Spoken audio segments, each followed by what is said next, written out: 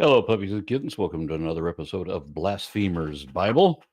And I'm going to be sitting through this one. My ice maker isn't working anymore, so I can't have my ice water. I'm going to be sitting here with a new brew, Black Tuesday, out of a California brewery. That this is 19.5% ABV. So a beer that is damn near wine. So pretty light on the alcohol content then. It's almost strong enough to be Canadian beer. Also, I love this graphic. We just started and we're already off topic.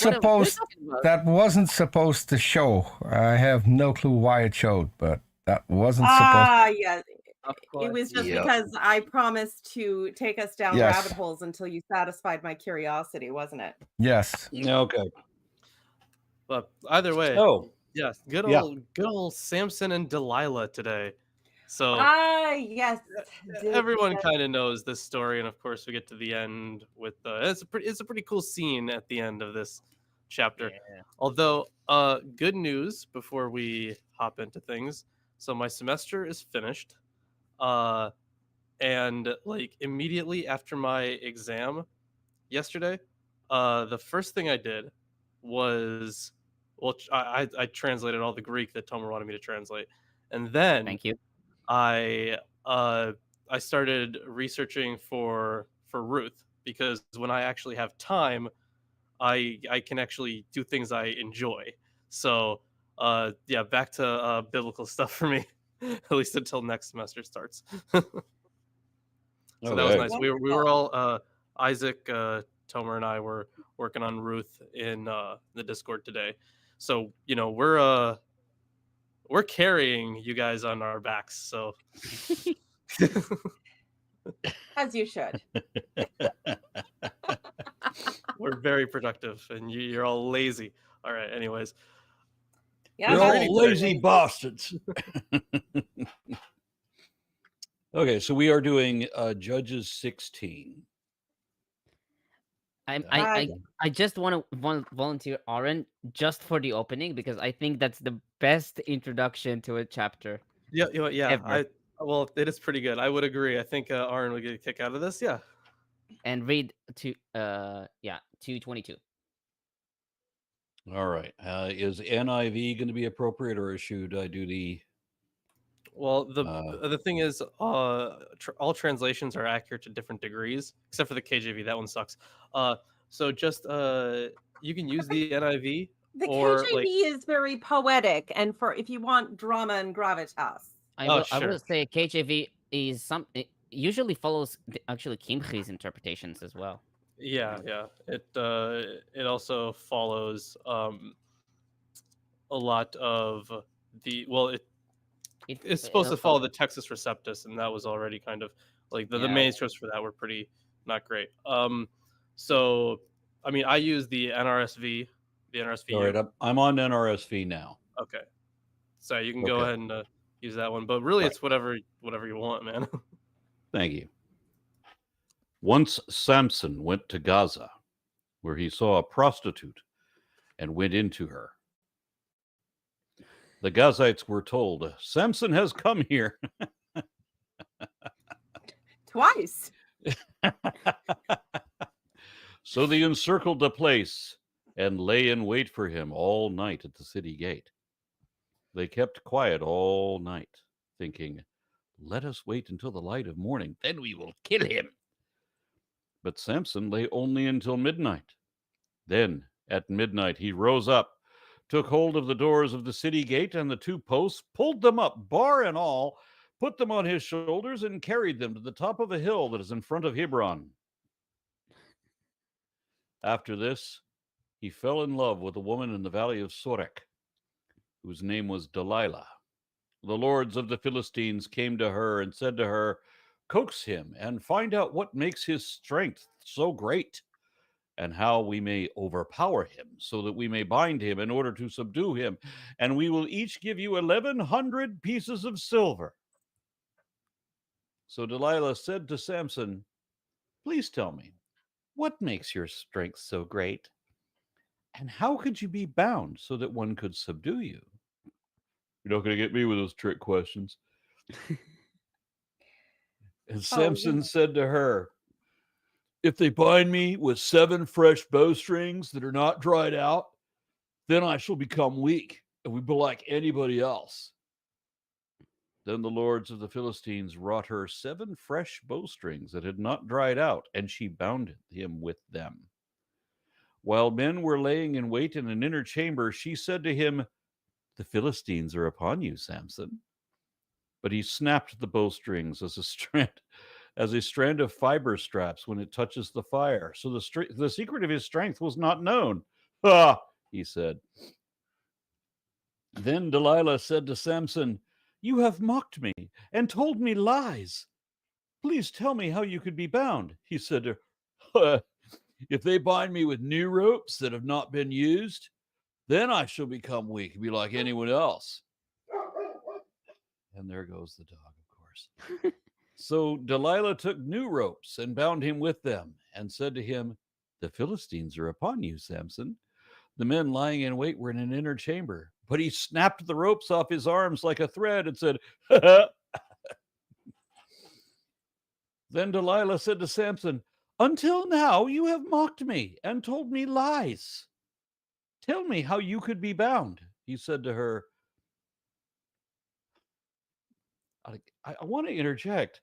Why the fuck would I tell you when you've already tried to have me ambushed twice? And he fell in love with this woman.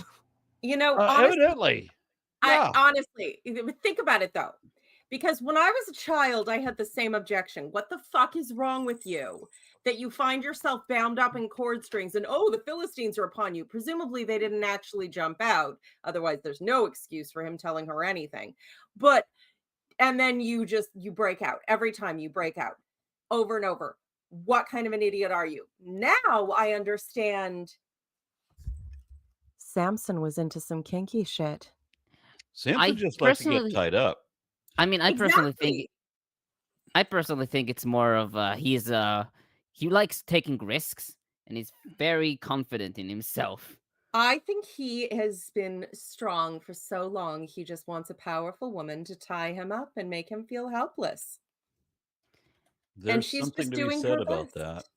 She's just doing her best to accommodate, and he just keeps not giving her the information necessary to do what she needs to do. So he said to her, if you weave the 7 locks of my head with the web and make it tight with a spin, then I shall become weak and be like anyone else.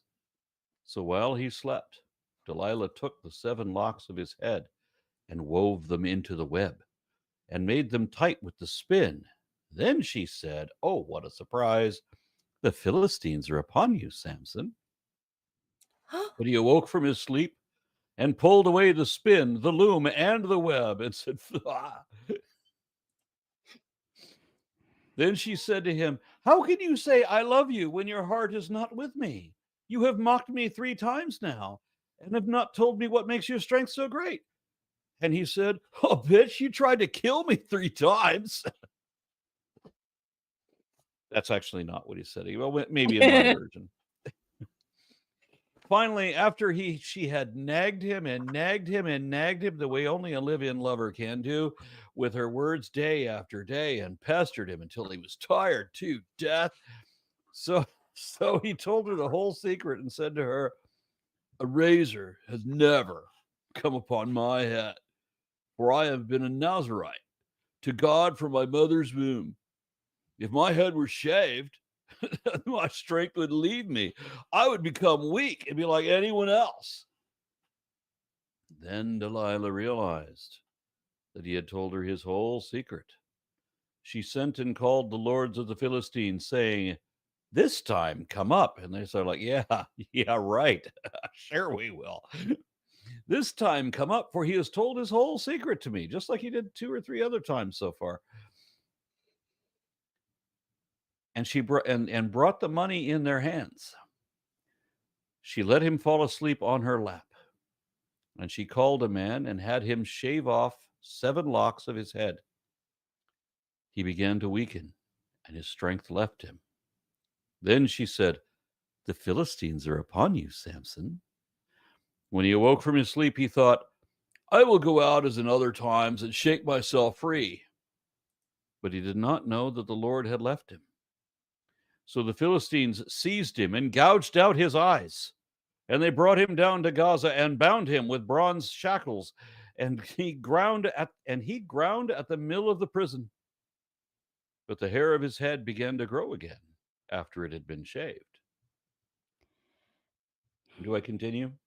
No, stop there. Okay. Yes. Okay, So- yeah. God damn, this is good stuff. All right, I'm just going to make a few quick notes. So we noted before a couple things about how this chapter is just a later edition because the story very clearly ends in the previous chapter, and he judged Israel in the days of the Philistines 20 years. That was how they ended reigns, like in Judges. So that's where it would have ended. But this is another edition, and it's a very interesting one. So in the other chapters, we were talking about kind of the the power of Samson and the way that he was initially presented, being like this Nazarite, right, having this kind of you could say that all of this was like power from God sort of thing, even though he did a lot of stuff that wasn't very pious, Godly? you could say. Yeah. Now, what is more godly than just randomly slaughtering 10,000 people on an off day? And then the 69, the dude. honey out of the Okay, yeah, the impurity. yeah, there's like a whole bunch of issues with that, and those issues kind of continue because yes, from the point of the narrative, yeah, why the fuck would he tell Delilah anything after like she tries tricking him, right? He seems mad about it, right, when he wakes up at least. So and then there's this weird inclusion about this prostitute that he hooks up with beforehand. Yeah. So like I that- absolutely love this. The Yes. best opening in any book of the it is Bible. it is I guess. pretty solid. Yeah. And this is seen by a lot of people as just another layer, or that there are different traditions just being combined here. Like they had separate stories about Samson and kind of what happened to him, and these were different ways to tell that story. Like in one, you have, oh yeah, he went and fucked a prostitute, and then this other one, there is this story about Delilah, and then those would be the two big ones. There might be one later, I'm not sure. But either way, they answer that same question, and it is just it is a crazy story, and there is, I'm sure we're gonna get into more detailed commentary from Tomer, but yeah, there's as a general thing to keep in mind, this is a later addition to the greater book of Judges that might have been pulling from multiple traditions about Samson. And I don't know why it is, but this is the one story out of the Bible that I don't question the science at all. I mean, I feel like the story of the prostitute is just there so he can wrench the doors off its hinges and carry them mightily into the, do you even lift, brah? Do you even lift? And then the whole Nazarite vow thing comes up again when it wasn't important before, and now it's his power is tied with his hair. So like this kind of turns it back into like this theological statement. But again, he's sleeping with a Philistine woman, presumably.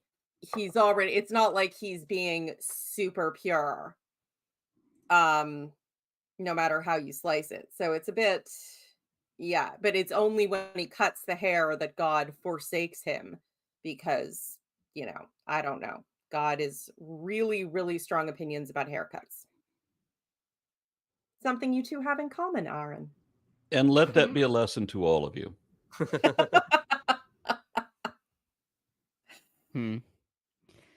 Okay, so I'll start my commentary. First on verses 1 through 3. Rabbi Yehuda Hanassi in Talmud Sotah 9b writes, his initial wrongdoing was in Gaza, and therefore he was smitten in Gaza. Butler notes Mobley's view that verses 1 through 3 are a comic interlude which, quote, emphasizes Samson's larger-than-life strength and potency, end quote. He notes Chisholm's view that Samson's visit to the prostitute casts him in the role of a fool destined for destruction. According to Proverbs 6:26, 7:10, and 23:27, prostitutes reside in the gateway to death. And so, despite Samson's perceived wisdom in 14 verses 14 and 18 and 15, 16, here he is described as someone who, quote, violates a cardinal wisdom doctrine, end quote. And there's a comment by Cesarius of Ariel who writes that Samson's lodging with a harlot mystically foreshadows Christ's descent into hell, after which he removes its gates and ascends to heaven. Oh my God. The removing of gates, I guess, but like they couldn't have just said, he hung out with hookers all the time. That's one of my favorite, liberal Christian quotes. Be like Jesus. Oh yeah, really?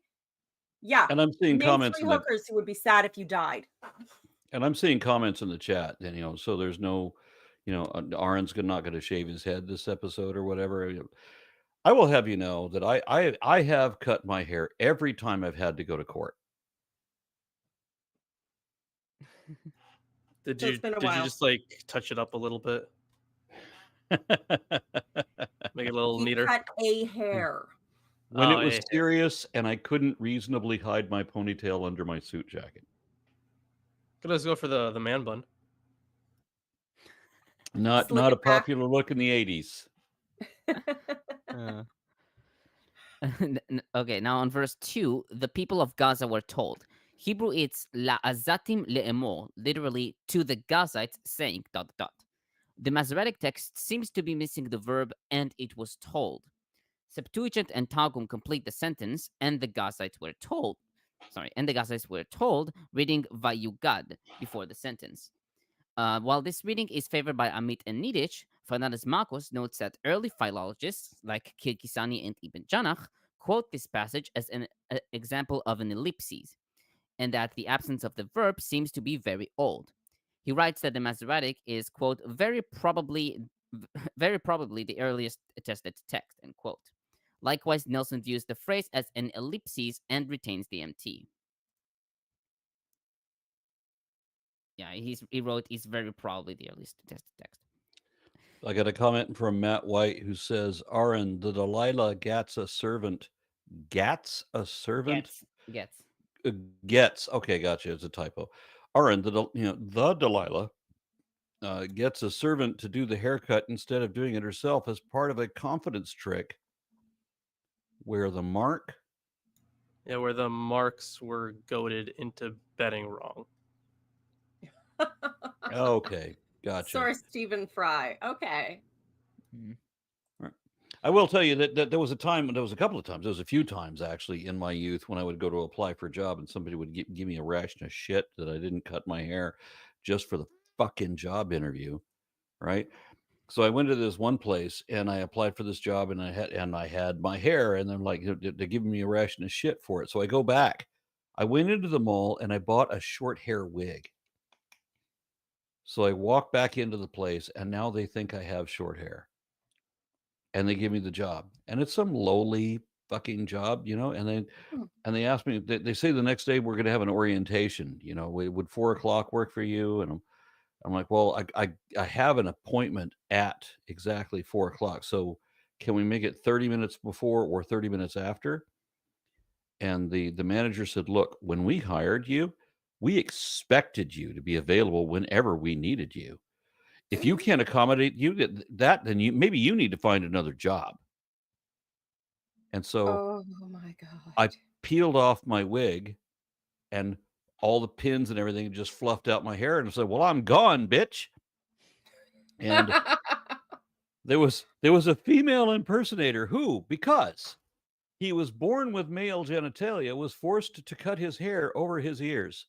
When he saw me do that and walk out of the pizza place that we were talking about, he was like, why didn't I think of that? Sorry. You should have given him the wig. That would have been perfect. My I just gift needed to you. share that Fuck this dude. anecdote. That's It's weird how hair was such a fucking thing throughout my youth. Anyway, go ahead. Okay, now on verse 3, Samson lay there only until the middle of the night. The Hebrew Bible reads, and Samson laid until midnight and arose at midnight, as in KJV. Amit writes that in contrast to the previous verse, which tells of the people preparing all night long, the author repeats and emphasizes that already at midnight, Samson left the place. She writes that the author mocks the Philistines and hints to the quietness and easiness of Samson's response. Yeah, and I got to add something to that too, because I remember when I was in high school, you had to be careful about stuff like that, because if you fall asleep and it's daylight, if it's already daylight when you're crawling out of her window before you have to get back to your own house before you go to class, that's bad. Well, yeah. Okay. Depends on the time. Depends on the time of the year. Well, that could also be a factor. Yeah. It literally starts getting light here at like 3:30. So. Fair enough. Now on, he got up and took hold of the doors of the city gate, ... Niditch compares Samson's act to that of Paul Bunyan and other folk heroes who perform acts requiring, quote, prodigious and superhuman strength, end quote. Nelson writes that gates and bars are symbols of a city's power, as in Deuteronomy 3:5, 1 Samuel 23:7, and Lamentations 2:9. He also notes that neither Yahweh nor the Spirit plays any role here. And Butler comments, once again, Samson confronts the enemy and does nothing except preserve his own life. He does nothing to help his nation gain freedom from the oppressing Philistines. Rather, he shows off his own strength for purposes of his own ego. Ironically, Matthews says, quote, Samson returned these pilfered gates to the men of Judah, who had helped the Philistines capture him, end quote. Yes, but did you have a little fawn following him around going, Hercules, Hercules? Yeah. Now, on verse 4, the valley of Sorek, in Hebrew, Nachal Sorek, which means the wadi or river of Sorek. Amit writes that this valley was around Samson's area of activity, and not in one of the Philistine cities. This led some commentators to see Delilah as a non-Philistine, which we'll get to later. Niditch notes Bolling's identification of the valley of Sorek as Wadi es Sarar, located approximately 13 miles southwest of Jerusalem. She writes that the area is thus appropriate for interactions with the Philistines. Now on Delilah, Chazal in Talmud Sotah 9b wrote that she is called Delilah because she weakened Dildelah, Samson's strength, heart, and deeds. Niditch Wait a minute. gives... They named her that before she met him? No. They named her after what she did before she met him. See, you're taking Common this too trope. literally, Arn. She's a story character. It's like Snow White. Or I love the facetious, knowing, and shit-eating grin that Lawrence brings when he corrects me. Yeah, No, but this trope comes up so often. It's so reasonable. Ugh, it's so frustrating because so many people do take all of this literally, and if you pointed that out, could be like, but it says it in the Bible. It's got to mean that. Me. And you're like, dude, like, Add it to the list of fulfilled prophecy. Wait, So, let me But go to I Google Maps and find tire. sincerely enjoy the way that Lawrence corrects me. Well, I mean, that one wasn't like I knew that one wasn't really a correction because like I knew what you were doing, but for the story in general, right now that I think about it, and maybe this is only just because I've started like looking into Ruth, but also what's his name, Bretler. Yeah, he points out that this kind of has the same feeling, the same feel to it as the story about Ruth. In fact, let me see if I can pull up the quote here. Oh yeah, and I think what you mentioned, Lilith, about this kind of being like, this is a kind of like a folk story. It's not meant to be taken that way. There's not meant to be taken in kind of a literal historical way, right? Like in Ruth, we're gonna see like a lot of names just be kind of like, they're very clearly characters. Like one of the dudes that's named, if I remember properly, is named Sickly. You wouldn't name your kid Sickly, and then, oh shocker, he dies. And the thing, like, that's how naming conventions are in that story. So like It's like Paul Bunyan. yeah, so like a lot of stuff does kind of point to not necessarily the same milieu, but the same features of writing, where we're talking about the same kind of story. And not honestly, I mean, it's something that I think was commonly used in folk stories and things that were passed on via absolutely. oral tradition for a long time, because it makes sense to give names that link to, Cinderella kind of thing. Nobody was named Cinderella. It was a nickname given, etc. She's never given a real name in half the stories. But it honestly, it has to be as obvious and childish as Bunyan's Pilgrim's Progress before Christians will admit that maybe they're not being entirely literal minded about everything. What really saddens me about this is the way that any scholar, any burgeoning scholar, anyone who's just beginning to study all this, has to interpret this is entirely different than what most double-wide trailer churches would interpret this as. And those churches only hire pastors that have gone to the type of places, the type of evangelical schools where they agree and make a vow. Schools? You think that people in double-wide trailer churches have gone to schools? There are special evangelical schools for the kinds of pastors those people hire. And when you go in, you agree to follow a ridiculous number of microscopic rules and also to uphold the doctrine. And you make a vow that, so help you God, you will not have an original thought. And you sign on a contract, and then you're allowed to just learn how to defend the existing dogmas and just God help any fact that should accidentally contradict them. I haven't finished my commentary. Yeah. There we go. Thank you, Peter. Yeah. I was just beginning. I was just beginning my commentary on Delilah, and yeah. So sorry. Yeah. So we haven't even. Have you finished the bit about the first story with the gates? Yeah. Okay. Wait. Yeah, I did actually. I'm starting Delilah here. Yeah. Oh, okay. I'll just say like I think like we kind of glossed over like what happened. Can we talk for a minute about the relationship that Samson and Delilah have? Like the fuck is the whole purpose of this? Yeah, his character changes a lot.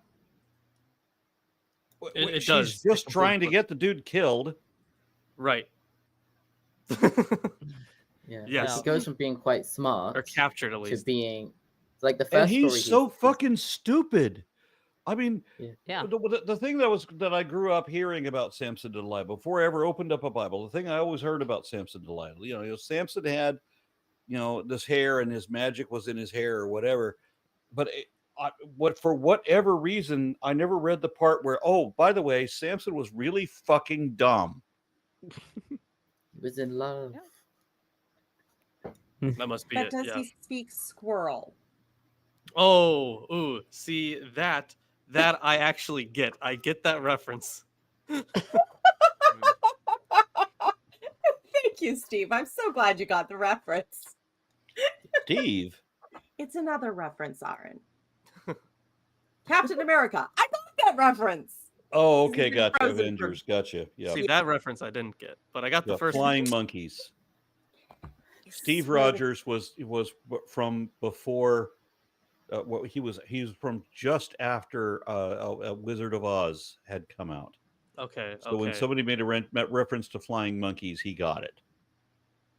anyways, I think instead of spending the show talking about my ineptness for media, we should probably continue. It's okay, the we still commentary. love you, Yeah. Lawrence. But Yeah, yeah, so, but, like- but Isaac wanted to say something. Yeah. In the first story, right? He's quite smart. He has a little plan with the foxes, and like Mhm. they can't really blame him for everything. And the second story is like, oh, they're gonna ambush him in the morning, wait until he comes out of the city, and he doesn't even know what they're gonna do, but he's somehow like, you could almost think of it as a miraculously he's saved from them by just like getting up in the middle of the night, ripping the doors out. I want to go for a walk. What was it like? I'm 200 just, for whatever miles? reason, I'm going to take take the the city doors with gates me. with me. Right. Yes. I Yeah. like these city gates. I'm going to take them. Because he he's- can. He's taking the This is city mine. with him. I like you. You're mine now. Yes, I was going through a hospital with a friend of mine way back when, and I remember he stopped at a certain floor, and there was there was a sign on the wall that he liked, and he goes, "I like this. I'm taking it," and he just ripped it off the wall and took it off with him. I still think the only way to justify him ever coming back, much less telling Delilah his actual weakness, is that they were playing kinky bed games. Like, that's the only reason for him to wake up tied up and be like, okay, I'm fine with this. Yeah, another and little anecdote that I probably shouldn't share. There was a time when I had Then an apartment that don't. was directly. I don't care. There was a time when I had an apartment directly behind the American Heart Association, and I got into an argument with my roommate over how stupid he was, and he wanted to appease me. So as I'm driving home, I realized that the sign in front of the place says American Heat Association. And I'm wondering why the letters are missing. And I get to my apartment, and he has smashed them. He has stolen the letters from the hospital and smashed them into the drywall of our apartment, so that I have my name emblazoned in the wall. That's actually kind of sweet. It was, wasn't it? Little crazy, but Not the also an kind of idiot. endearing sentiment you normally expect from a heroin addict, but I appreciated it. His The his, commitment his was there. brain's wrong, but he's mine, idiot. So like, Are you done? just Listen almost, to Tomer being all superior. almost finished. No. So I guess an alternative reason for the second story is that he knew about the ambush, and as a sign to these people, like, look how strong I am, don't mess with me. He took their city gate and left it on a hillside where everyone else could see this. Oh, you see this town? They don't have a city gate anymore because they tried messing with me. I could see that happening even if he hadn't known about it in advance and was just trying to, leave the house early because he didn't want to be seen walking out in the morning. And then suddenly they came upon him, and he, because they presumably they would have shut the gate to shut him in the city. Wait. If you carry the Yeah, gates with you, you won't be noticed. I think they would try and hold him by locking the gates, and then he just rips the whole damn thing off his hinges, and then they all piss themselves. I think the idea. I think the idea is that the city gates would be closed at night because of like bandits and stuff. Yeah, And now so they're they open. assume- Yeah, you would think. And they There's a assume that comment he in the wouldn't. chat that I love. Oh. Pandora's Pinata, which, by the way, is my favorite username ever, says, "To be fair, was the city gate nailed down?" Find his keepers. Oh, you see, Jesus just needed Samson to come along. I like this guy. I'm gonna take him. Yeah. I think the idea with the ambush is that the city gates would be closed at night, like up till like the 1900, like that was quite normal. Every city. Can you imagine had a curfew? city walls. Sorry, our city is Yeah. closed. Yep. Well, yeah, essentially. They would yeah. probably close the gates every day by like nightfall or whatever, and open them up in the morning. So if you got stuck in the city after curfew, you couldn't leave. And so the idea would be that they would set up an ambush because they knew that he wouldn't be able to leave city during the night because he's with the prostitute. But then he just left in the middle of the night and took the gates out. And then took the city gate so that no one would notice him. As one would. I think it's just like he Yeah. bypassed the ambush. And then the third story, whenever I you leave a mentioned. house where I've, visited, Yeah. I just take the door with me. It's like the Greeks throwing dishes. It's a sign of appreciation for their hospitality. Right, so he's a bit more of a mastermind in the first two stories, and then as you said, like in the third story, he just becomes this idiot, and it's like there's no explanation except Yeah, for it's- that different sources. I'm so torn at this story because Samson is just a world-class fucking moron. Yeah. Like this Samson is kind of a bozo. Yeah. There's definitely leaves room for interpretation of like what was their relationship like. There's a movie from 1949 called Samson and Delilah. I think it's pretty good. I watched it when I was a kid, so I don't really remember it.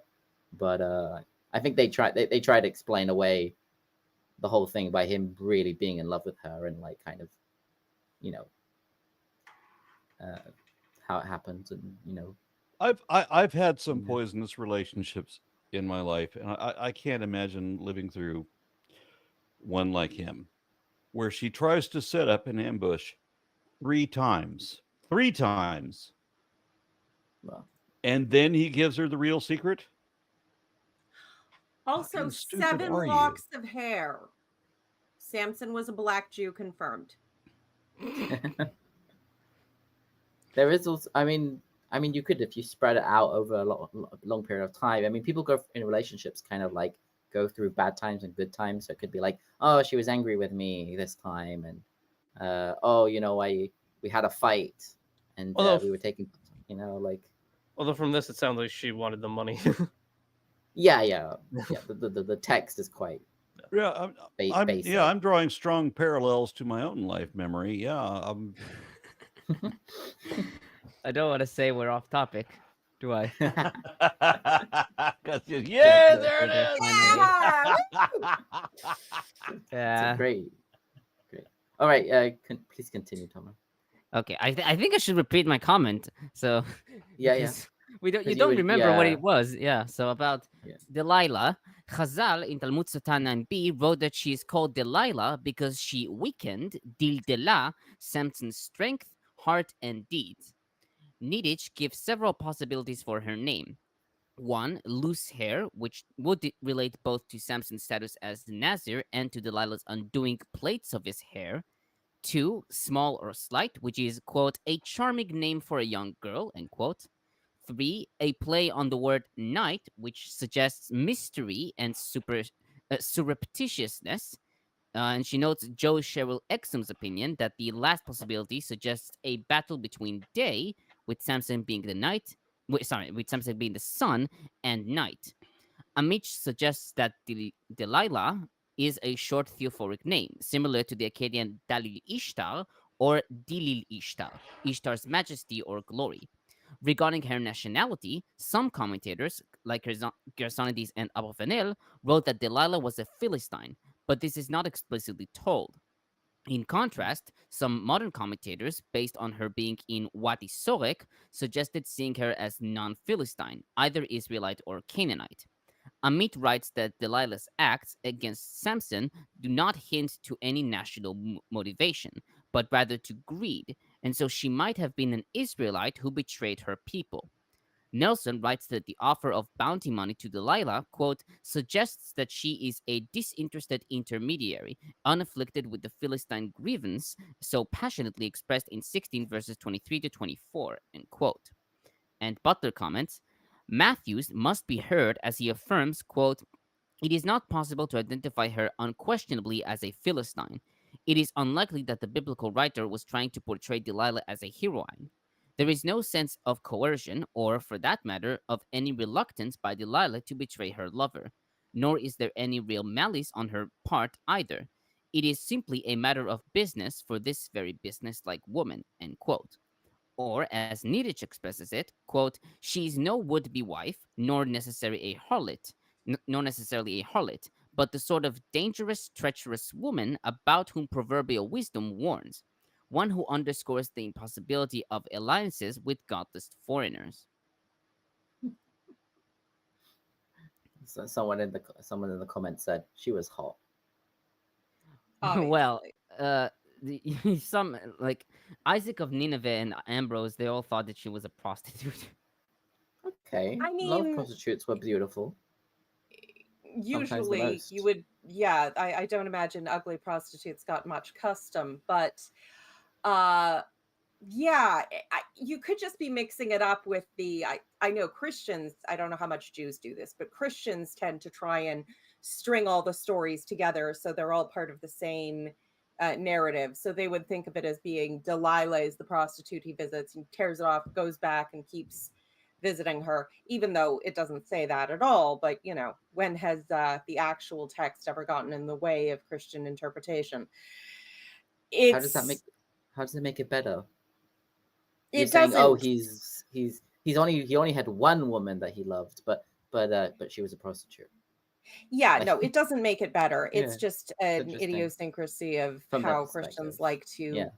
read special things into the text, regardless of what is actually there. Now, on verse 5, 1,100 shekels of silver. Commentators note that this is a huge amount for the time.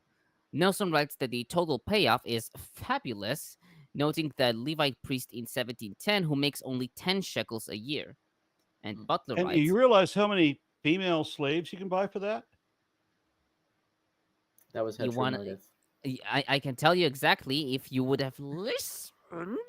So, Herbert Wolf estimates the weight of 1,100 pieces of silver to be 140 pounds, or 63.5 kilograms, meaning Delilah would receive 700 pounds, or 317.5 kilograms of silver. Younger describes the offer as, quote, an absurdly fantastic amount for the time period, end quote, and notes that it represented 550 times the average annual wage. Projecting that to the modern scene and taking $25,000 as the average annual wage, the governor's total offer to Delilah would approach $15 million. This lets us see how valuable the capture of public enemy number one was for the Philistine governors and what an incentive Delilah had to betray her lover. So how many I don't know, what do Americans use for measuring weight? Washing machines? Guns. How many boulders the size of a large boulder does it weigh? It kind of makes $130,000 NDE just seem insignificant.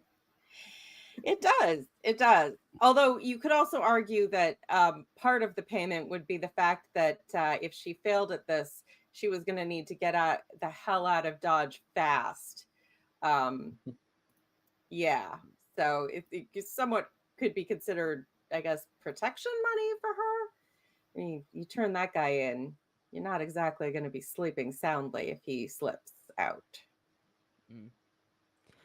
Now, on verse 7, bowstring, in Hebrew, yetarim. The word yeter is used to denote a bowstring, as in Psalms 11:2 and Job 30:11, but also a cord in Job 4:21. Modern commentators note that bowstrings were generally made from guts or tendons of animals. Thus, Niditch renders fresh gut cords, and Butler moist animal tendons. The Lucianic Recension and Josephus in Antiquities 5308 read vine twigs. Fernández-Marcos writes that both materials may be connected with magical practices. Oh yeah, freshly peeled twigs were part of the magic that Joseph used to make the calves stripy or spotted. Now on verse 9, Niditch notes that the repetition of Delilah's act in the subsequent verses, quote, strikes many commentators as proof of Samson's folly, end quote. She notes that similar comments are made about folk characters, such as Snow White, who is seduced by the witch's deception a third time. She writes, quote, on the one hand, folktale heroes and heroines always engage in these patterns of repetition. In traditional Heroines. literatures, heroines. Yeah. Yeah, Okay. heroines. Which is odd. Like, why would you call heroine? Okay, in It's traditional not, literature, it's not a heroine, it's a heroine. It's just, yeah, but again, it's odd because it's a heroine stretch is rather. thing. I know. Okay. English is fucking weird. In traditional literatures, the repetitions create thematic emphasis, shape characterization, and build tension. For those within the tradition, know where the stories are headed. It is the process of getting there that counts.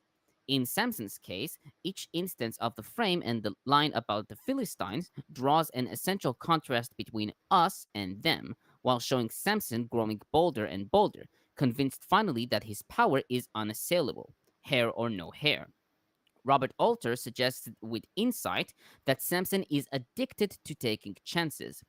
One might also read verses 9 and 12 to suggest that the Philistines remain hidden in the inner chamber, while Delilah refers to them, waiting to see how the hero will react.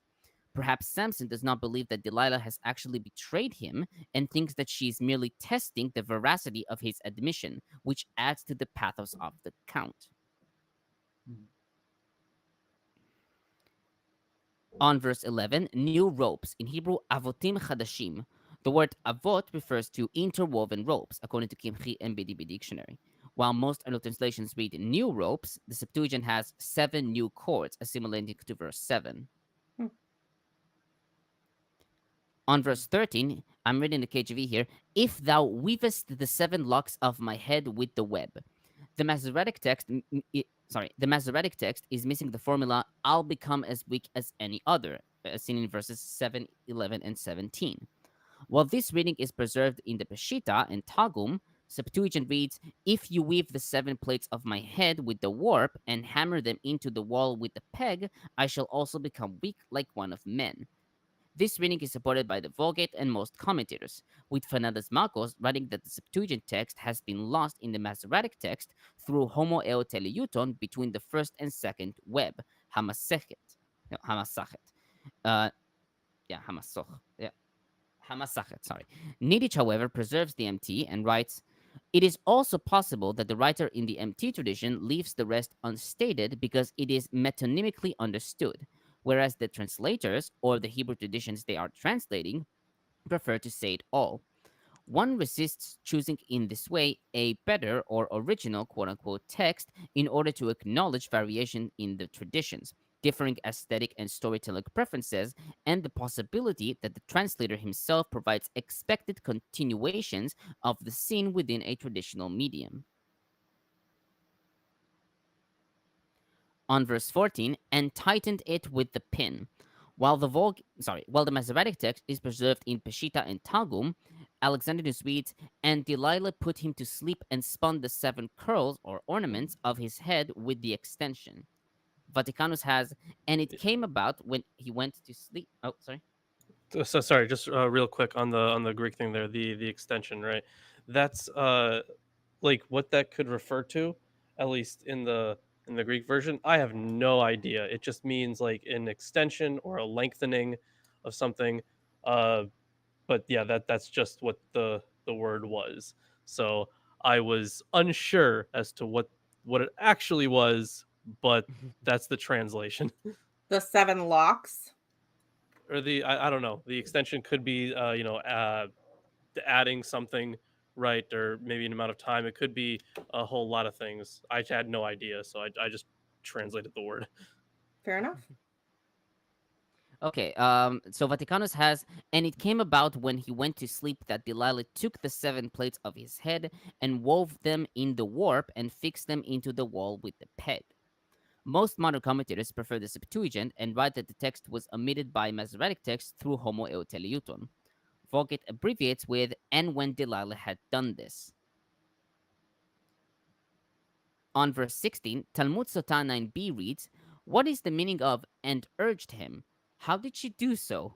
Rabbi Yitzchak of the school of Rabbi Ami says, at the moment immediately before his completion of the act of intercourse, she slipped away from beneath him. By doing this, she urged him to reveal his secret. The ultimate. You're muted, Aaron. You're muted. I'm sorry. Wait, what? Yes. It's She, Achilles' heel. Away she snuck away from being beneath him Yeah. to Well, go run an errand. you In the have to middle of sex, so remember, she edged him. Bible authors tend to think that sex can only happen in the missionary position. So, she could have been riding him like a pony and then just hopped off, and they would still describe it as being Yeah. beneath him because they're assholes. Yeah. And She terrible discovered in bed. his Achilles heel, which was having blue balls. Which was his dick. Yeah. Pretty much. I love that cat. Look at that. I know, he's so lovely. He's giving me an aneurysm. Okay, so So hold on above- a second. We sorry. got a message. Lawrence, say hi to April, whoever that is. Oh, I did say in chat, but hello, April. Okay, and then Kent McLeod says, my cousin shared a Facebook reel claiming proof of the Bible. Ooh, I can't wait to hear this. Because, wait for it, there are embedded footprints along the coast where Moses parted the Red Sea due to a fire pillar. Oh, Due to oh the my God. pillar of fire. Yeah.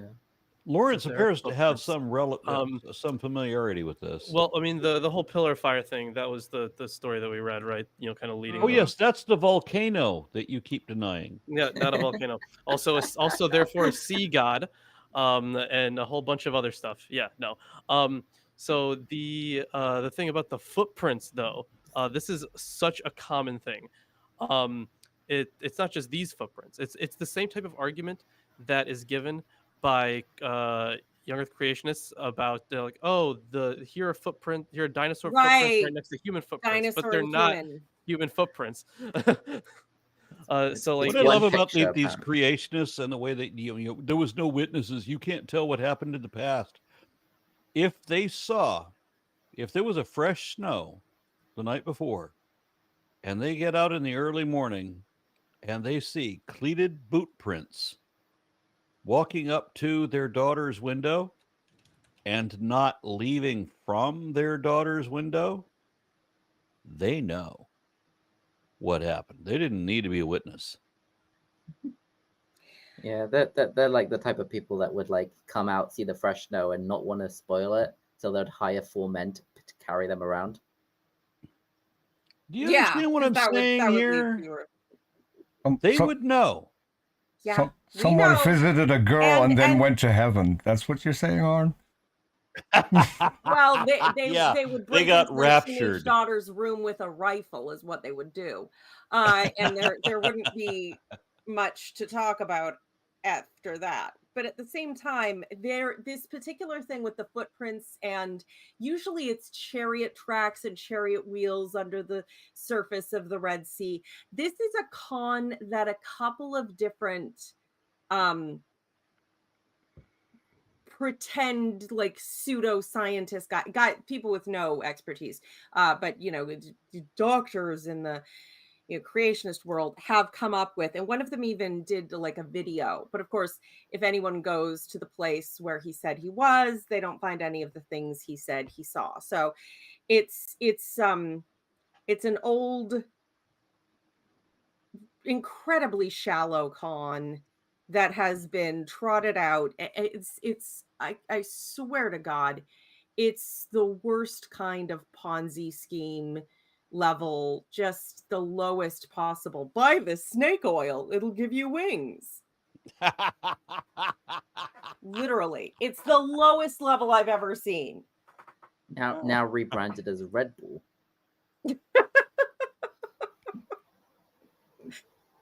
I haven't finished my commentary for the second time. Here we go. Thank you so much for saying that, Tomer. You're welcome. So, Abavanel proposed that Samson did not wish to reveal the solution to her unless he was dying. And so God made Samson tell her the solution so that it will be the cause of his death. Something like that. He writes it very quickly. So Nelson writes that the phrase sick to death of it, literally his soul was cut short to death, expresses extreme exasperation, as seen in 1 Kings 19:4 and Jonah 4:8. Butler notes Olson's opinion that the narrator gives Samson a figurative image that will soon become a literal fact. On verse 17, if my head were shaved, my strength would leave me. Until this point, it is never revealed where Samson's strength came from. Nelson writes that this is an extreme case of delayed exposition, and this element of the story, quote, may actually come as something of a surprise to the reader, end quote. Niditch notes several interpretations to Samson's hair. 1. Wild long hair connotes freedom, in contrast to tight or cropped hair, which connotes a more socially bound condition. 2. From a Freudian perspective, hair cutting is often associated with castration, with a loss of male power. Hair loss is associated with the feminization of the defeated warrior. Her quote. A theme What? with that, yeah, Yes, That's the, what the you How is said. hair feminine loss quality of being feminization? bald. Yep, totally. yes. That's Yeah. what she says. I can say. What can I do? So, Lads, which- lads, lads, is it gay to have male pattern baldness? so, which is a theme that Niditch views is found throughout Judges. The feminization of defeated warrior. So 3, Saul Olian's view that haircutting and shaving connotes, quote, transformation in ancient Israelite literature. And 4, Samson's Nazarite status being, quote, holy to God from birth, end quote, and a, quote, charismatic warrior called by the deity, end quote, involves him leaving the hair uncut and other lifestyle requirements. She writes, quote, to be dedicated to God is, on some level, to cling to the natural end of a nature or a culture continuum. But of course, the very act of wearing the hair a certain way is culturally conditioned, end quote. Yeah, see that part makes, of course, way more sense. This is a very common thing. Hair cutting and styling your hair a certain way. That was a way to say you're part of a culture, you're part of a certain group. You've lived a certain kind of life, like an ascetic one, for example. So yeah, that makes far more sense as to the power behind the hair. I don't think it's feminization is in the actual attributing of any feminine characteristics. It's that you're losing your masculinity, which means you're being made feminine. Women aren't anything but just that thing we don't want to be. We're not people to them. So it's just, Unfortunately, very common viewpoint in the ancient world. Yeah, I know. We What is it, really should breed have done mares? more murder. Breed mares? Is that the word? Yeah, I think so. They would actually probably have treated their brood mares better in many conditions. Right, broodmares. Okay. So Yeah, Kent also- McLeod sorry. says, my cousin shared a Facebook Wait. reel You claiming... read that one you read already, it. RN. You Just read read it, it. RN. Excuse You've been drinking Wow. too much, man. That almost 40 proof alcohol, you gotta calm down. You have 40 proof? Share.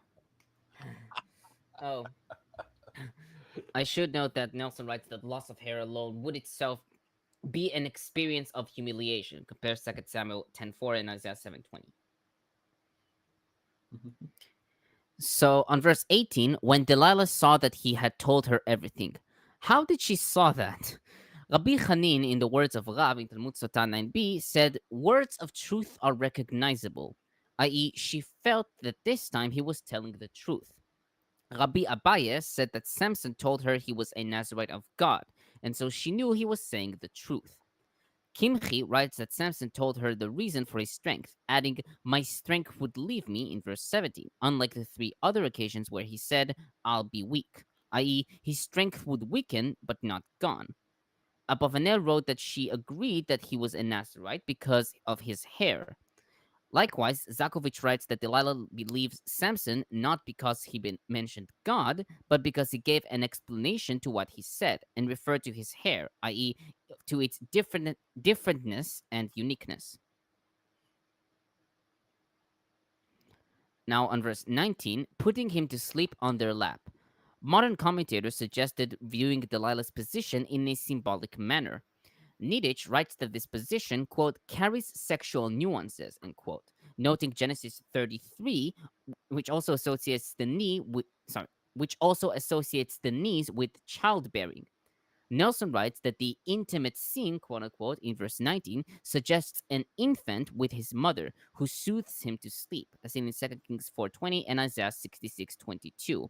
or a scene of birthing unto her niece, Job 3:12.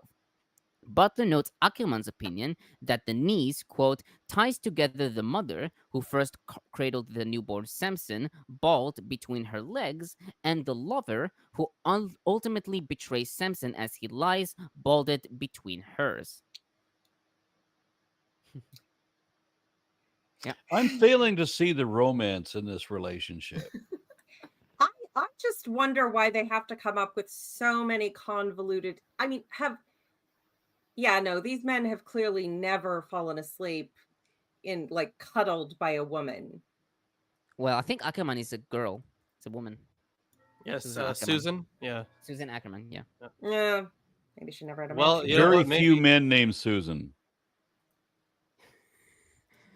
You True, never yeah. know. But it's There was a famous it's- one called Sue, Arn. I know. My father was a huge Johnny Cash fan. I know. My name is Sue. How do you do? No, you're gonna die. So I got a comment from Yigit, and no, I haven't read this yet. It says, what are the main events or the general theme in Judges until now?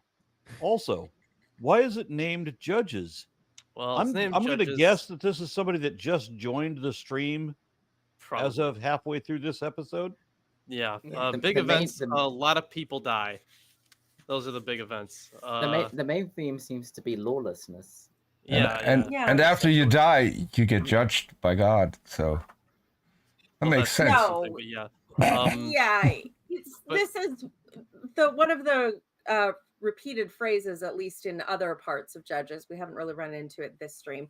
Is in those days Israel had no king, and everyone did what was right in their own eyes. Right. Which is of course a bad thing.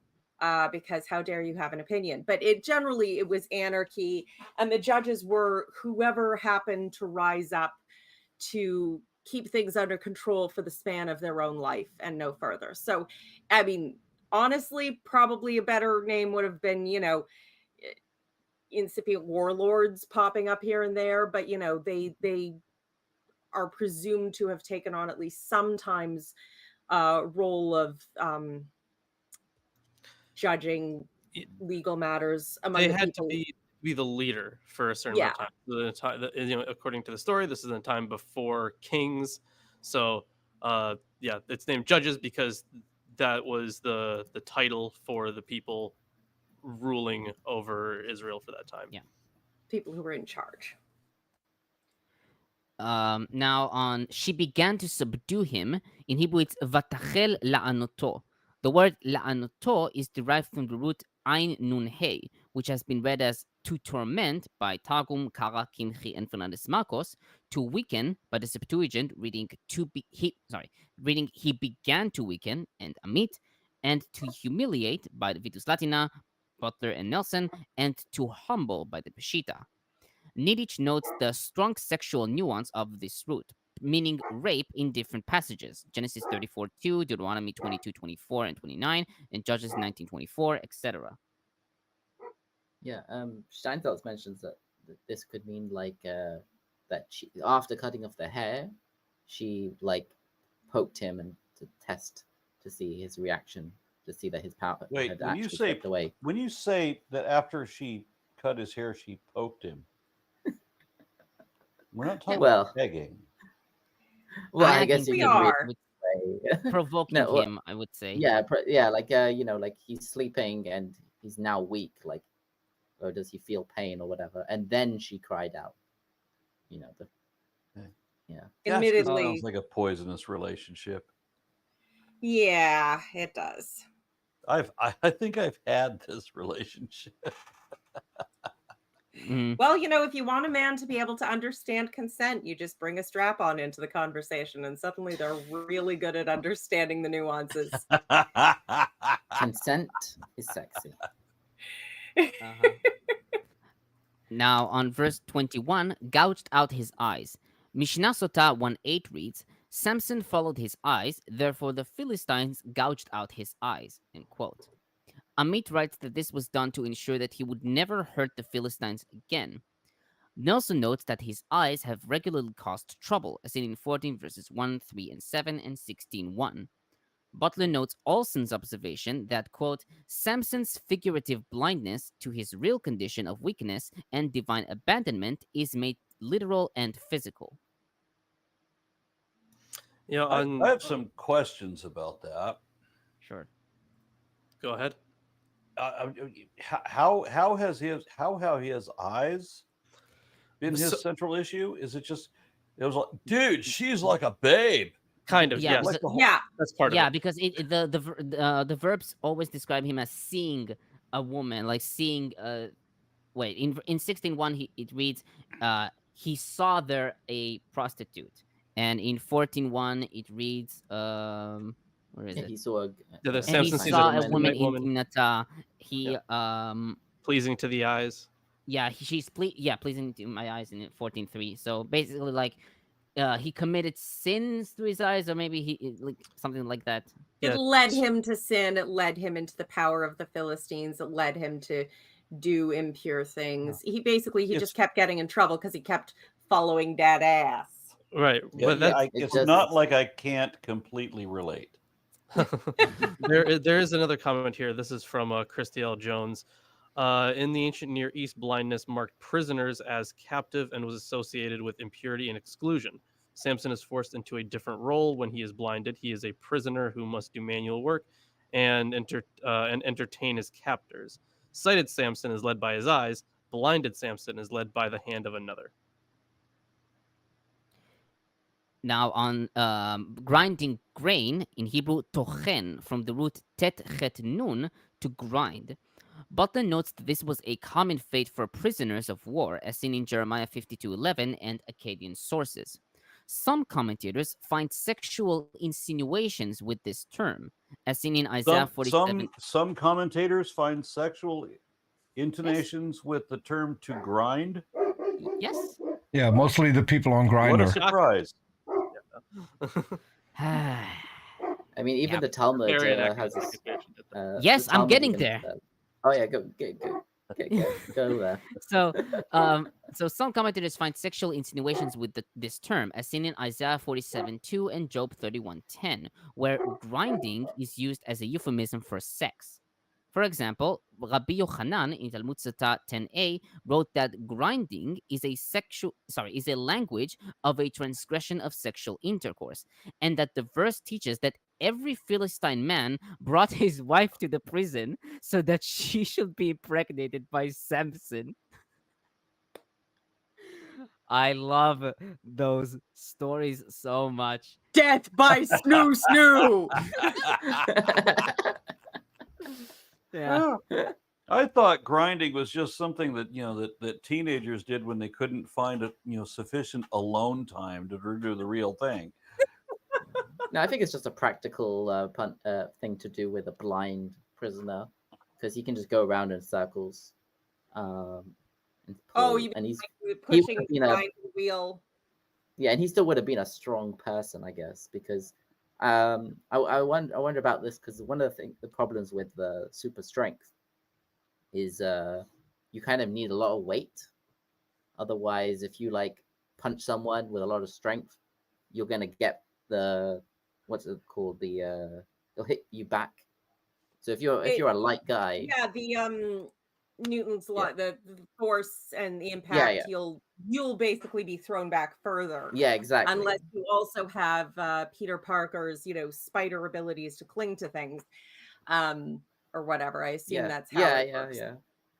But Yeah, so it makes sense that a super strong character, even if the power is kind of godly or divine, whatever heroic from the story, it would make sense that he would be naturally strong as well to kind of counteract his power or whatever.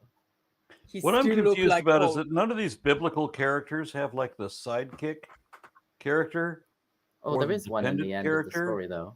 Yeah. We do get some sidekicks here and there. Yeah. Yeah. We have one in this story at the end. Not really a sidekick, more of a. That's not really a side. Yeah, that's more like like the More animal that squirrel crutch. things out of the cage for you on the, at the end of the. So Niditch writes This that is extremely good, by the way. I mean, damn. Well, you continue. should share next time. So Niditch writes that I to think- grunt implies. I think- Sorry. I think Arn should send all of us a case just to test and see Oh whether. yeah. Oh yeah. Seconded. Yeah. I mean, damn, is that good? This is my new favorite beer. So April Van Ryn offers $2 Canadian and says Judges 19 was the first fight was first.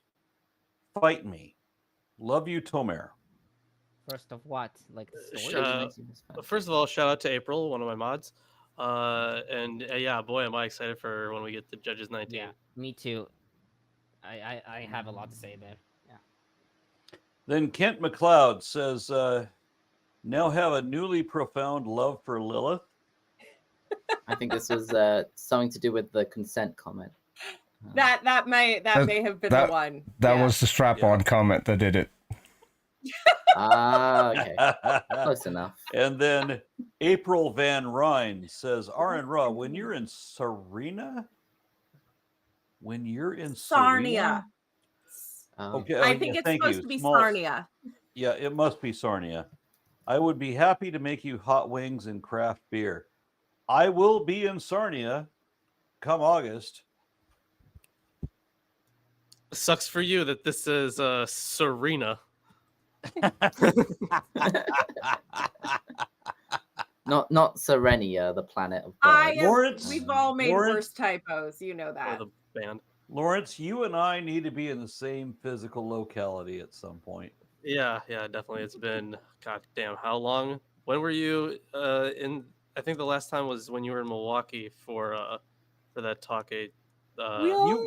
You and I have been in the same physical locality only a handful of times, but I've always had a great deal of fun every Yeah. time. Absolutely. Yeah, that Yeah. that Mongolian grill, that was dope, especially when we were drunk. I've I never been tried drunk. to get What do you everyone to go mean? to Week in Reason. Send super chats to help Aaron rescue Lawrence from the Minotaur in his labyrinth over there. You wouldn't believe that room. I'm using a green screen. The haunted mansion behind me is a green screen. The labyrinth behind Lawrence, he has his own Minotaur. That shit's real. It's somewhere over there. I've got a Diplodocus. For the third How come time. nobody has sung the hair song?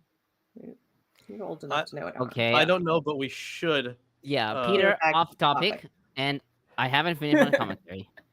Oh, There both. we go. Both of them at the same time. Screw it. Thank you, Peter. Much love and respect to Tomer. I do not ever want to be accused of not respecting Tomer. Yeah, So- there was a comment saying Tobin is getting pissed. Whoever that is. Who is Tobin? Tobin, Okay. as in Continue. Tobin's spirit guide. I don't know. I'm guessing it's a Could be a autocorrect typo.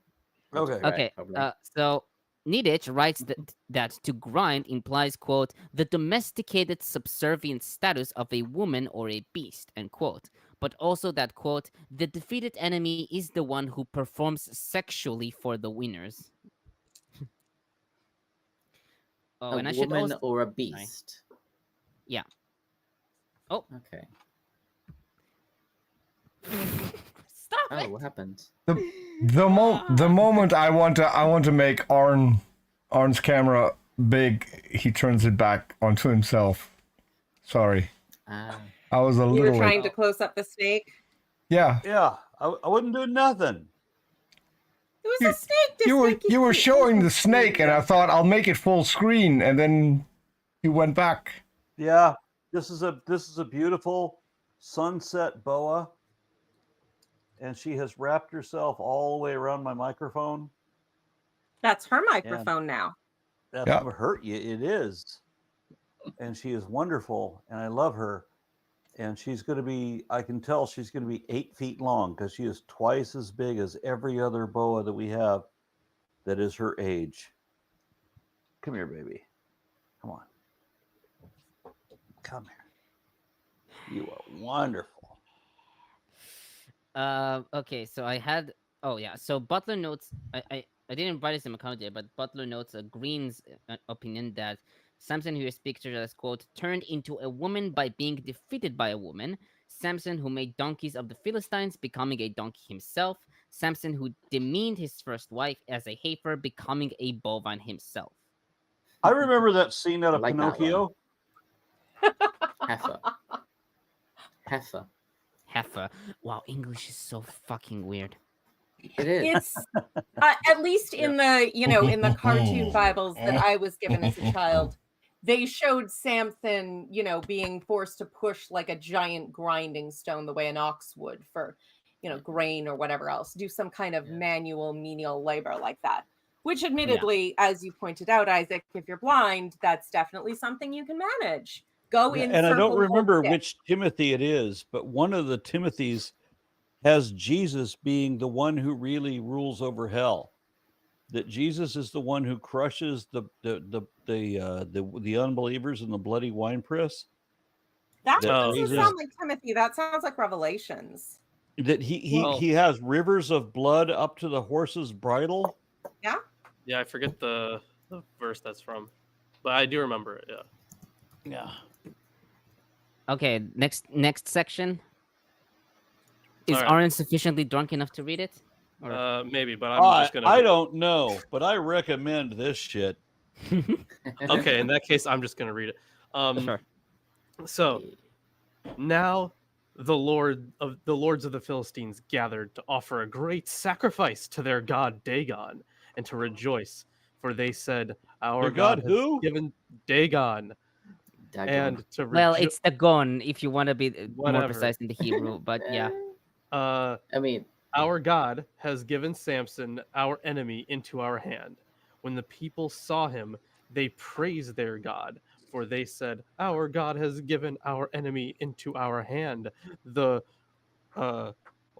ravager of our country, who has Wait, killed many of us." And Okay, when so their hearts, if this god is named Dagon, is this the one where the platinum blonde says Dracarys and he just roasts everybody? No, Aaron. No. Aaron, You're thinking of Play a with your movie snakes. or something. Yeah, that's the Game of Thrones. whatever. It's okay, the I would same. not have got that. It is the same. And when their hearts were merry, they said, "Call Samson and let him entertain us." So they called Samson out of the prison, and he performed for them. They made him stand between the pillars, and Samson said to the attendant who held him by the hand, "Let me feel the pillars on which the house rests, so that I may lean against them." Now the house was full of men and women. All the lords of the Philistines were there, and on the roof there were about 3,000 men and women who looked on while Samson performed. Then Which, Samson, when you think about how old a building this is, shoving 3,000 people into it, that's a pretty large venue. It is. It is.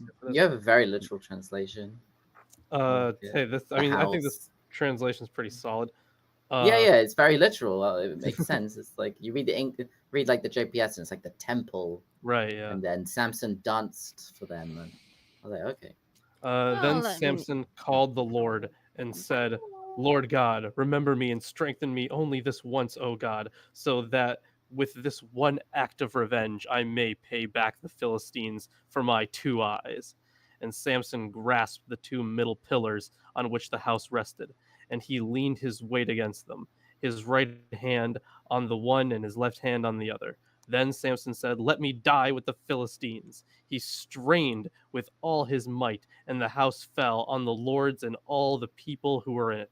So those he killed at his death were more than those he had killed during his life. Then And his this is the kindred- guy who could take a jawbone of an ass. One more verse, my guy.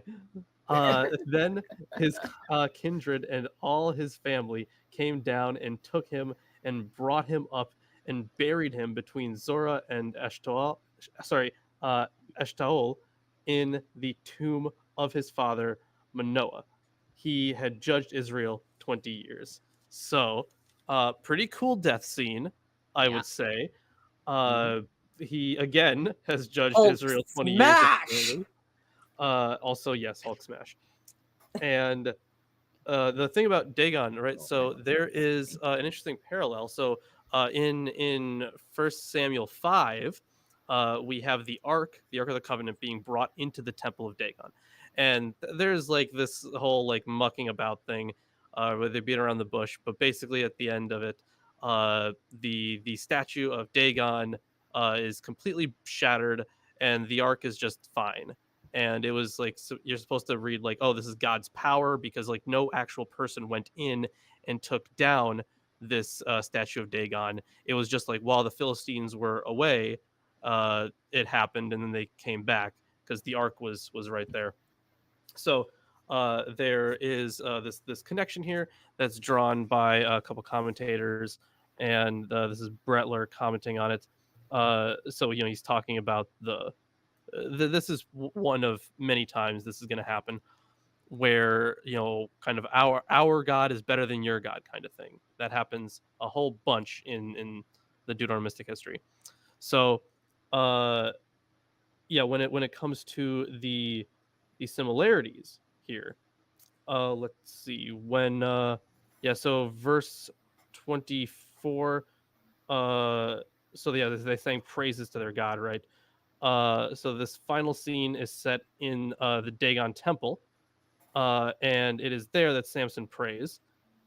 This prayer is introduced by the narrator with the mention of Yahweh and contains references in a single verse, verse 28, to both Lord Yahweh and God. And then he goes on to say, paralleling the Ark narrative. So those who were slain by him as he died outnumbered those who had slain him, who had been slain by him when he lived, shows the absolute power of Yahweh over Dagon. As in the Ark narrative, the Philistines, quote, have misread what is happening and have not realized the only reason Samson was brought to their temple was to destroy it, indicating, of course, that Yahweh is superior. But there are a few further parallels. Let's see. I'm gonna have to find it because there was a section. But here the only way to commenting on that last thing you just said, the idea that he went there, that he was brought there by God in order to set up the Philistines, in order to destroy them. It means that, like in the art of war, you have sacrificial spies. That Samson was set up from birth to be a tool, and God completely fucked him over deliberately, so that he could send him there to just Hulk smash the temple, and left him as a slave and got him blinded and everything else, so that he could just kill a bunch of people. But remember, God is the source of ultimate morality. Yeah, there is also there is of course the kind of parallel to the destruction of Dagon, right? But then there's also so Catherine Kravitz has made the tantalizing suggestion that the reference to Samson's blindness is an allusion to the blinding of Zedekiah in 2 Kings 25:7. The fact that the uncommon phrase "bound him in fetters" is used in both contexts might be sufficient to buttress this claim. If correct, then the function of this final unit may be contextualized historically and contrasted even more sharply with the previous units. This unit is meant as consolation, suggesting that the blinding and killing of Zedekiah, or Samson, will soon bring death to the Babylonians and the ultimate restoration to Israel. The destruction of Yahweh's temple is displaced to the destruction of Dagon's temple, along with those celebrating there. Yahweh does to Israel's enemies what he had done to Judah. Perhaps the time has come to restore Israel's days as of old. So some parallels to the rest of the Deuteronomistic history there. That does make a lot of sense. The blinding of Zedekiah, the king who was displaced, and because at least in some of the narratives he's kept prisoner and then repents and all of that. So it's the idea that God is going to use this to get back those who have been suppressing us. See, he did it before in this story I just told. And that's often a religious narrative. We know God will do X, Y, Z because he did it before. See this story that we totally didn't happen, but sure, fine. Yeah, I mean, he's anything but reliable. So, No, God is not reliable at all. But I said it backwards. well, yeah. It's just, I mean, he's a reliably an Freudian slip. asshole. God is Yeah. reliably an asshole. If you bet on anything, the douchiest move, that is the God move. So, do we have sorry. any? Sorry, do we have any archaeological evidence that the Philistines ever worshipped Dagon, never let alone was their main god? Because as far as I understand it, it was a Semitic god. I don't remember. Hold on, I got a seem to couple remember things us to look talking about this before, that a different god was their god and Dagon was the god of some other group. Yeah, I think it was mainly the so non-Semitic. according to- So this is Yeah, from you say. yeah, I have actually a comment by Butler about this. I'll read it I on verse actually also found one, but yeah, go ahead. Yeah, on verse 23, Dagon. While the Bible associates Dagon only with the Philistines, as in 1 Samuel 5, verses 2 through 5 and 7, and 1 Chronicles 10:10, Amit writes that Dagon was already known in Mesopotamia from the 3rd century BCE, and is attested in Ugaritic documents. He was considered the god of the earth and the grain. I think not 3rd century, it was 3rd millennia. I misread that. I mistyped that. He was considered the god of the earth and the grain, as well as the father of Baal at Ugarit.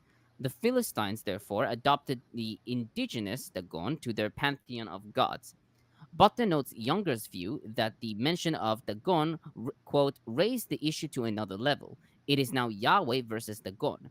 The Philistines are, of course, wrong.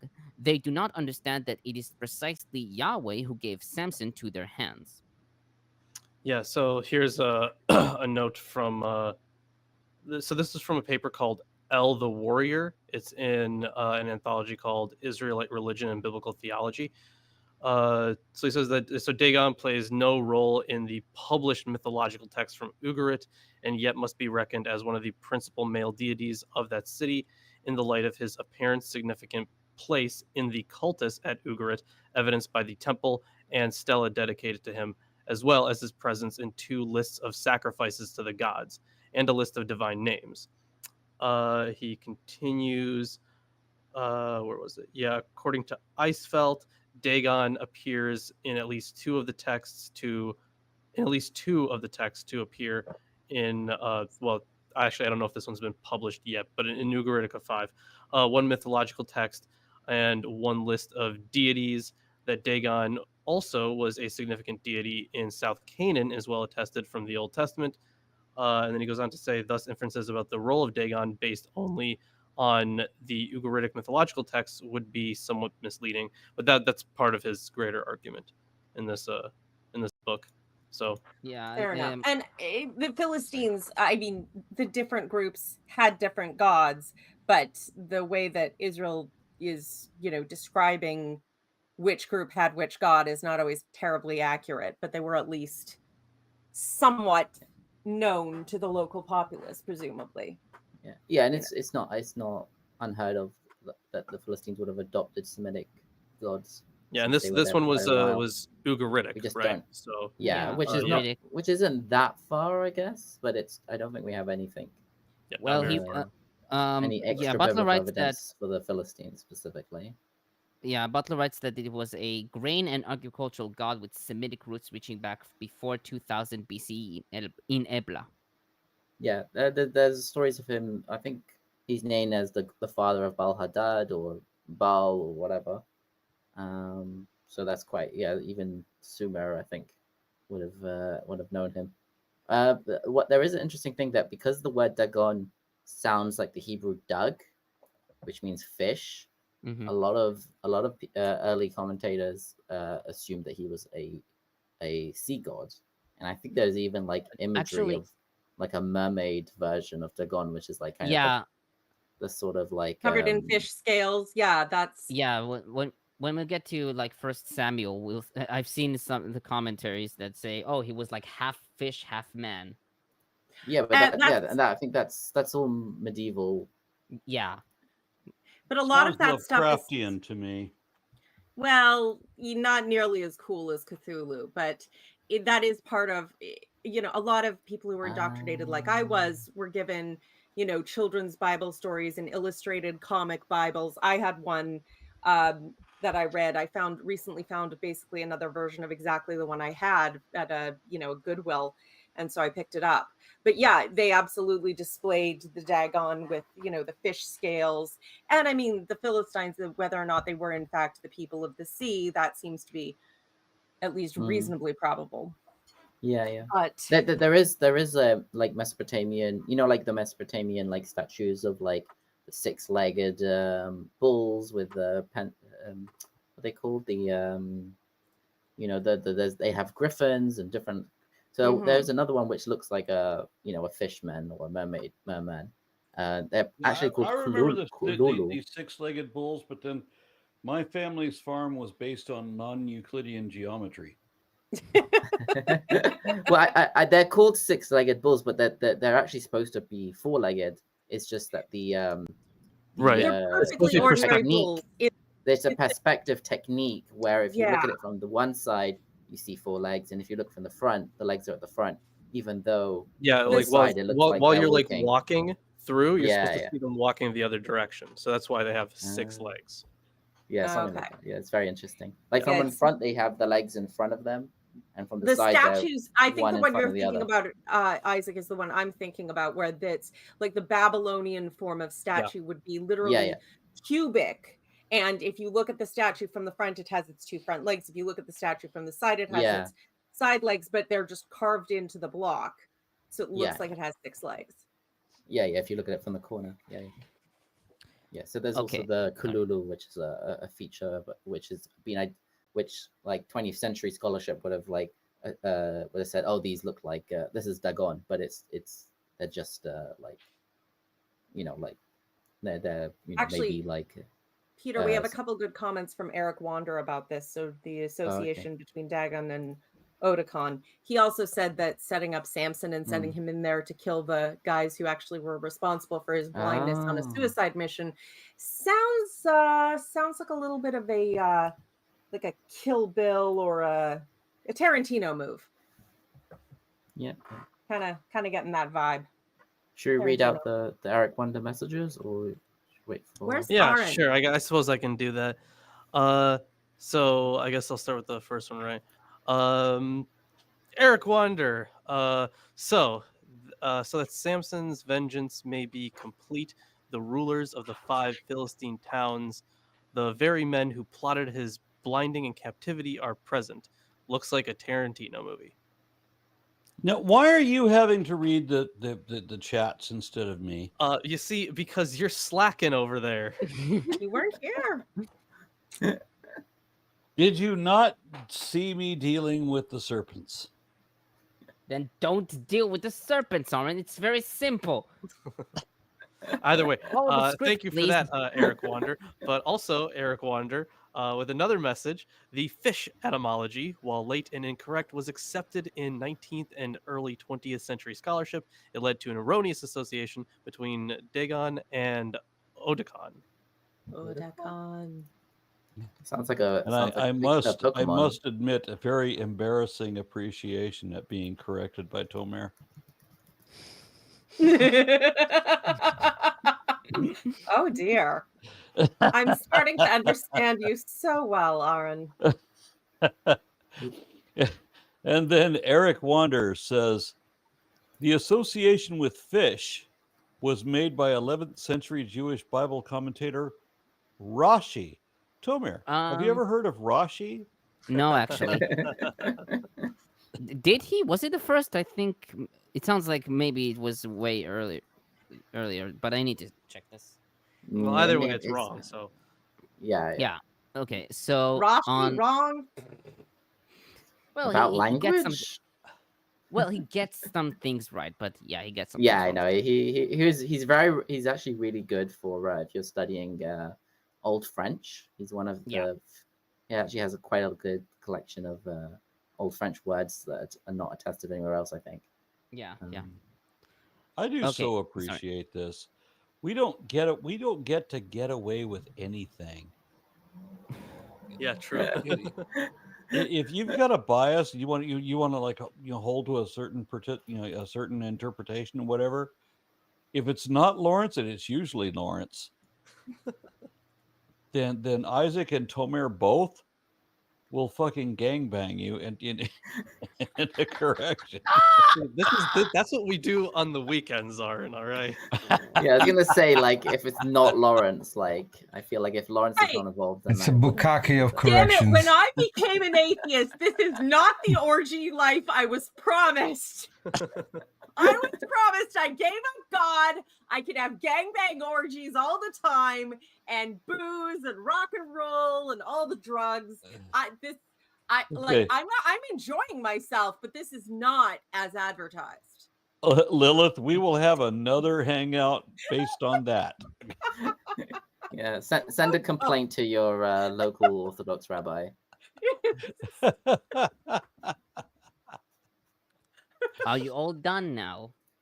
There's more commentary left. Unfortunately for you. Thank you, Peter. Okay. I love you, Tomer. Of course you do. So on verse 24, when the people saw him, this reading seems problematic. How could the people see Samson if he wasn't caused to be brought from prison? The Lucianic recension reads, and they called Samson from the prison and they mocked him in front of their faces. Nelson writes that Lucianic recension anticipates the action of verse 25b before the start of verse 24, in an attempt to smooth over the difficulty. Some commentators, like Amit, Bud, Bernie, and BHS, suggested transposing verse 24 with 25 in order for the narrative to run smoothly. However, the Masoretic text reading is attested by all early translations and is preserved by Fernández-Marcos, Butler, and Niditch. Tomer, have you seen the video adaptations of the portions that you're talking about right now? I seen an animation of this. I think we should do a viewing party on the Discord of the 1949 movie. I think it'll be fun. There is an animated version of all the biblical stories, and I remember there was one about Samson and Delilah. The greatest That was story actually series? pretty impressive. Where he had Yeah. his left hand on one column and his right hand on the other, and is The fixed, and he's Hanna-Barbera. got his eyes gouged out, and he's just like, It's part of a series called Greatest Heroes and Legends of the Bible, and it was quite popular in Israel. So Okay, well, I there's a remember it. Hanna-Barbera series where Hanna-Barbera. no, they're Where the part of Samson was played by Yogi. and they're literally two archaeologists and their nomad friend Moki find themselves trapped and whirling in a pit of sand, and they pass through time and into Bible times. And it's really awkward because, like, the Adam and Eve one, they just end up going to some Bible looking motherfucker with like the stereotypical towel on his head and nightgown outfit, and and that he tells them the story, but then they use it as an excuse to animate it. Wait. But they are hardcore evangelical, like to the point where when they do the same thing with Jonah, it's like, well, it couldn't have been a whale. A fish can't get that big, or maybe it was a whale. No, it was a special fish created by God just for this purpose. Like, But Lilith, it was the most have you seen ridiculous shit. what Tomer and I are talking about? This is like classical. I don't want to say literature because it's not, but it's filmography. I've seen a couple. I don't know if I've seen I wasn't that talking one. about I've a seen film, but several. whatever. When you say No, okay. animated, do you mean 3D animation or like? No, No, I 2D. mean there was an old black and white movie about Samson where he has his eyes gouged out and all of this, and he's put up against these two columns, and you have this huge audience, and they're all like, and then he starts breaking the whole construction of the whole temple down, and people start getting weird about it, and then they realize they're all about to die. Wait, And this was a movie from like the 1950s.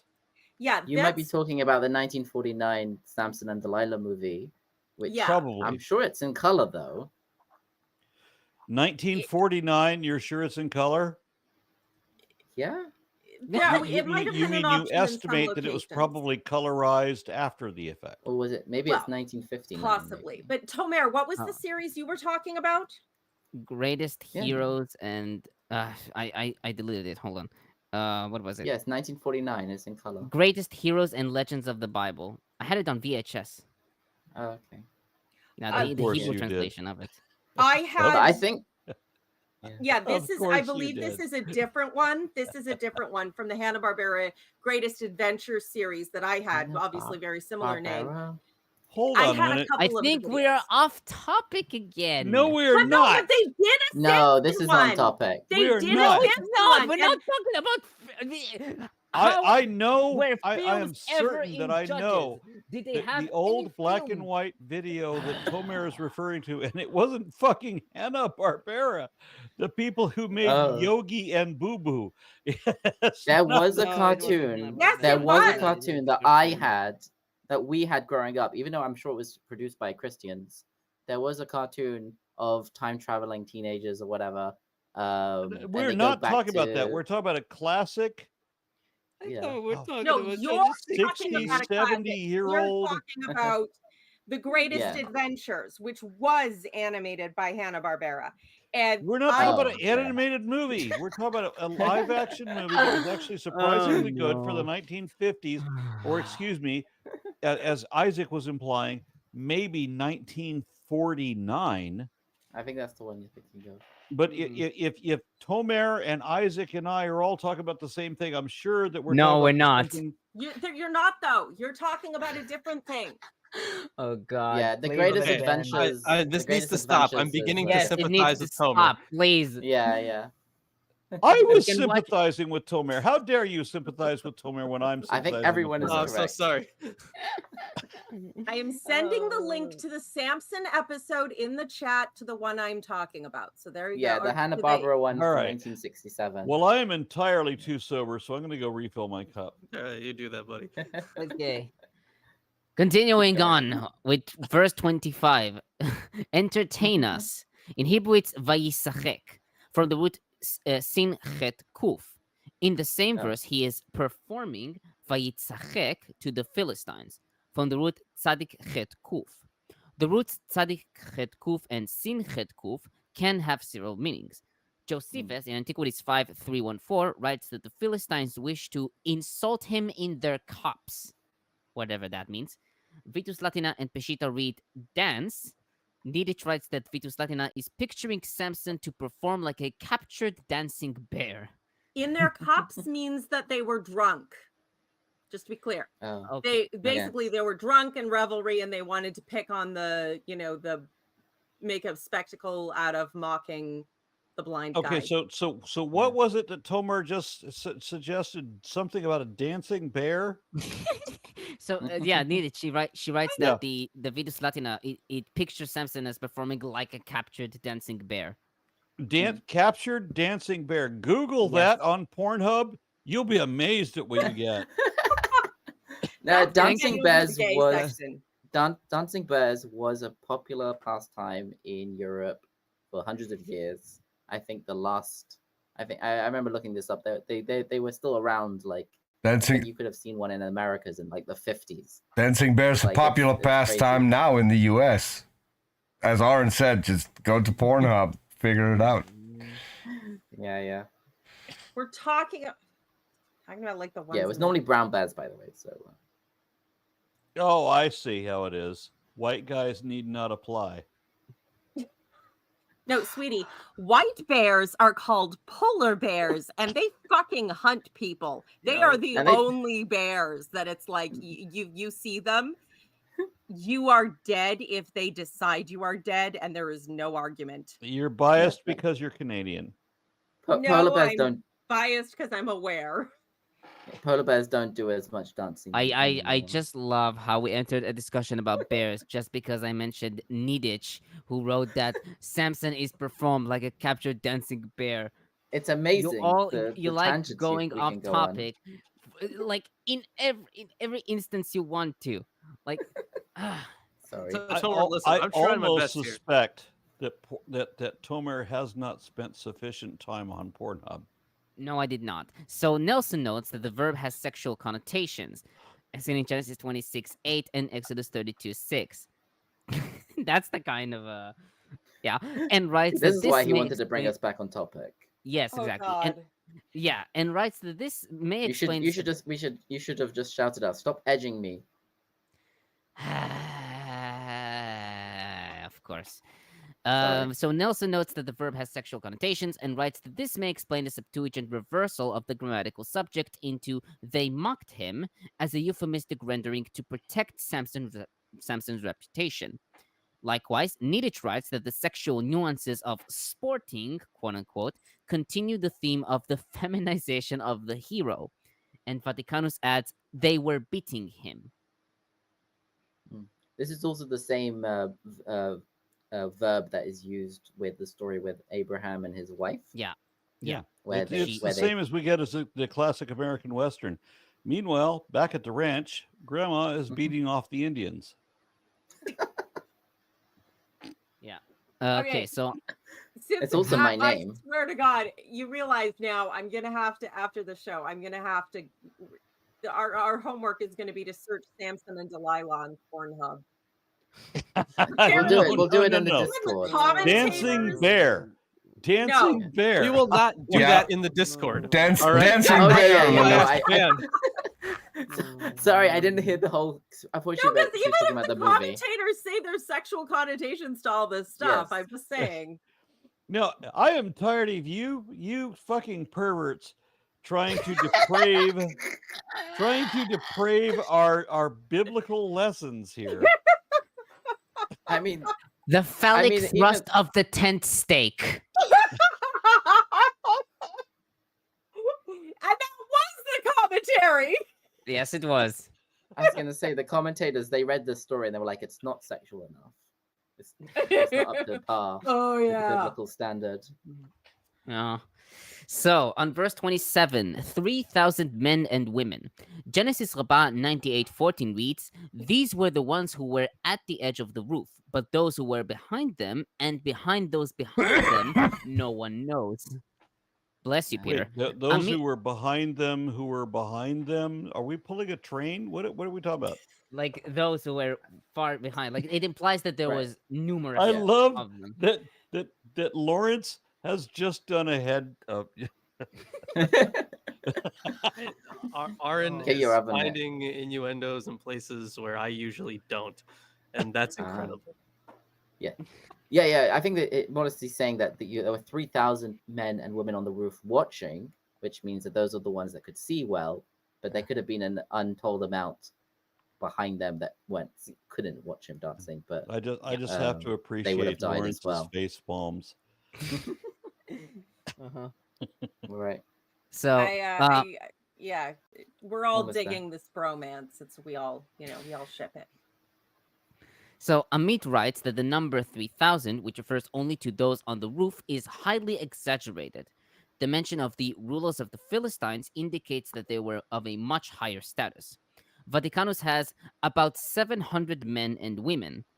Fernández-Marcos writes that this variant was probably generated by the change of the letter that expressed the number. On verse 28, remember me, Rashi comments, remember the 20 years that I judged Israel without asking any of them to carry a staff from place to place. End quote. Bit odd. Amit writes that remember me is short for remember me in favor. Nelson writes that remember me is the equivalent of act on my behalf, seen in Psalms 25:7 and 106:4. He also writes that while Samson's prayer seems like an improvement over his, quote, thirst-driven call to God, end quote, seen in 15:18-19, he is still concerned with only his own issues, and, quote, not with the misfortunes of the people he is supposedly judging, as seen in 16:31b, end quote. Targum reads, may the memory of me come before you.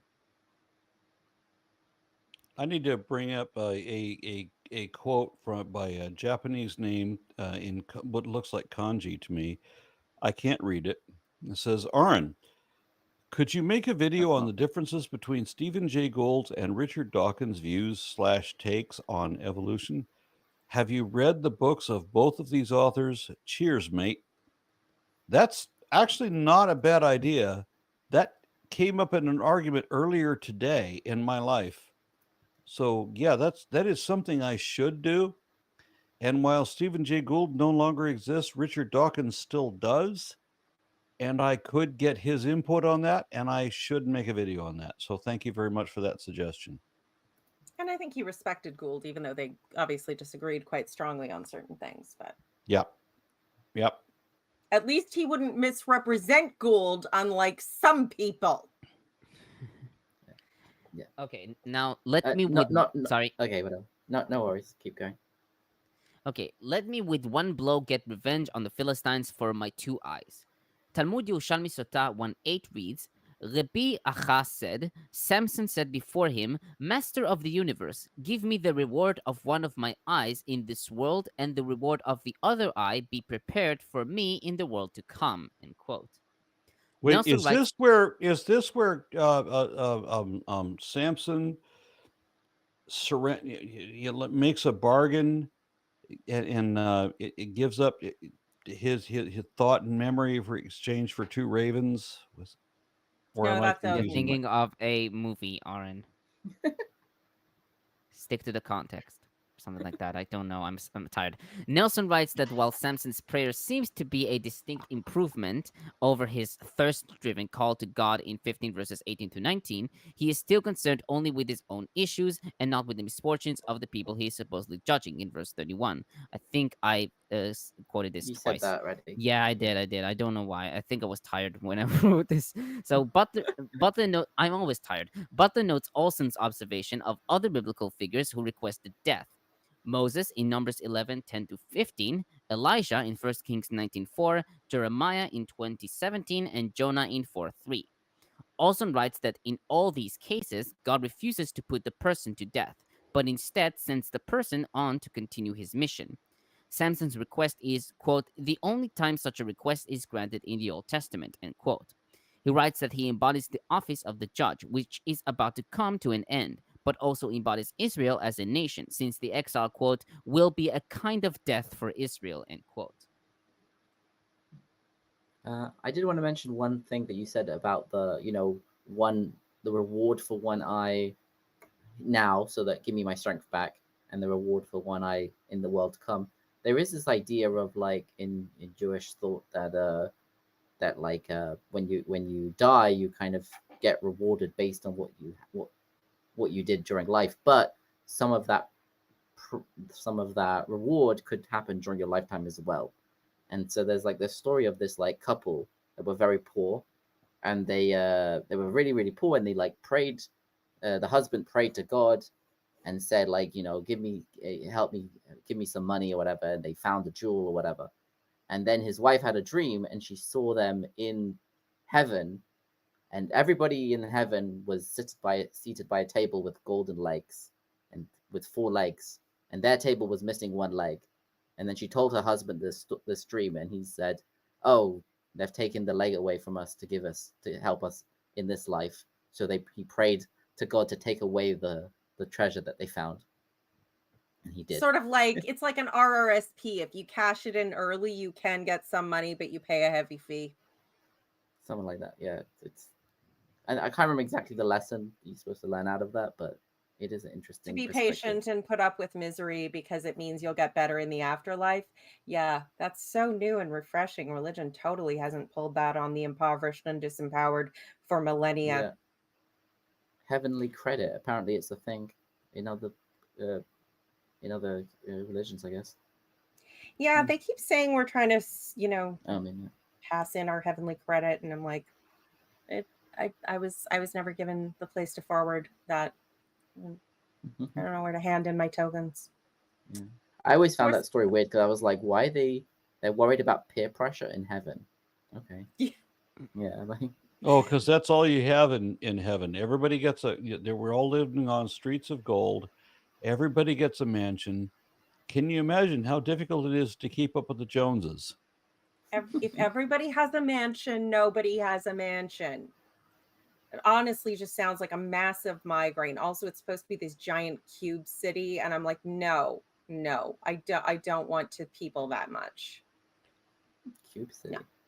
Interesting. Okay, on verse Yeah. 20, sorry, on verse 30, Butler comments, Samson has his revenge, but the narrator is interested in more than revenge. He wants to tally up Samson's lifetime contribution. Quote, the deaths he caused in his own death outnumbered those he caused while alive, end quote. Bloch is a bit too negative in his evaluation when he writes, quote, the narrator's comment should not be interpreted as a compliment, end quote. Finally, Samson has begun to deliver Israel from the hand of the Philistines, but only because the beginning of deliverance comes at the end of a misspent life when finally the Nazarite vow is fulfilled. Thus, we I can thought finally deliverance conclude... didn't happen until the banjo started playing. Oh my God, Aaron. Thus, we can finally conclude with Bloch. What am I supposed to do with you? What? I work Thank hard him. on this I commentary. apologize, This is how you Tomer. frame me. We love you, Tomer. It's I we tease you sincerely because we love apologize, you. Tomer. But at the same time, I love your reaction. I'm gonna okay. So next time we do this, I'm going to have to message Lalandra and make sure she knows not to give Aaron any more booze. That's It kinda not reminds- booze, it's simple beer. It reminds me kind of what they say about like kids in school, like the girls bully you because they like you. Yeah, they tell us the same about the boys. He pulls Oh, your sorry, hair because he has a crush on yeah. you. Yeah, I get that. Toxicity. Yeah. For like the fourth or fifth time, I haven't finished my commentary, Peter. Thus, we can finally And we love conclude that about with you. Bloch. Yeah, I know. Thus, we can finally conclude with Bloch, quote, with brilliant irony, the narrator describes a free spirit, a rebel driven by selfish interests, doing whatever he pleases without any respect for his parents and with no respect for the claims of God on his life. But in the process, he ends up doing the will of God. Did you have anything to say about the word pull? Vayet? Vayet? No. No. I think it's Because- just interesting because I mean you could Vayet bakoach. Does it literally mean and he pulled, or does it mean he exerted? What are you implying? No, I'm not. It's the- not a for joke. the It's post- more Not because implying. did he push them away apart, or did he grab them and pull them? Because it doesn't really. It makes more sense to be pushed. So why In does low he yeah, I Jerry mean, pull? pillars, I can't see how he would be able to get, the root seems His to arms be, around them? Yeah. The root seems Sorry? to be nun tet he, which means like to stretch out or spread out according to BDB dictionary. Oh, But yeah, I didn't think of that because why would I? Yeah, I mean, in the story, it makes more sense if he's pushing them. yeah. Maybe it's Yeah. just his translation. where Yeah, it's but I should check pulled this with all his actually. might. Yeah, JPS Nice. has it means pulled with all his might. Now on verse 31, 20 years.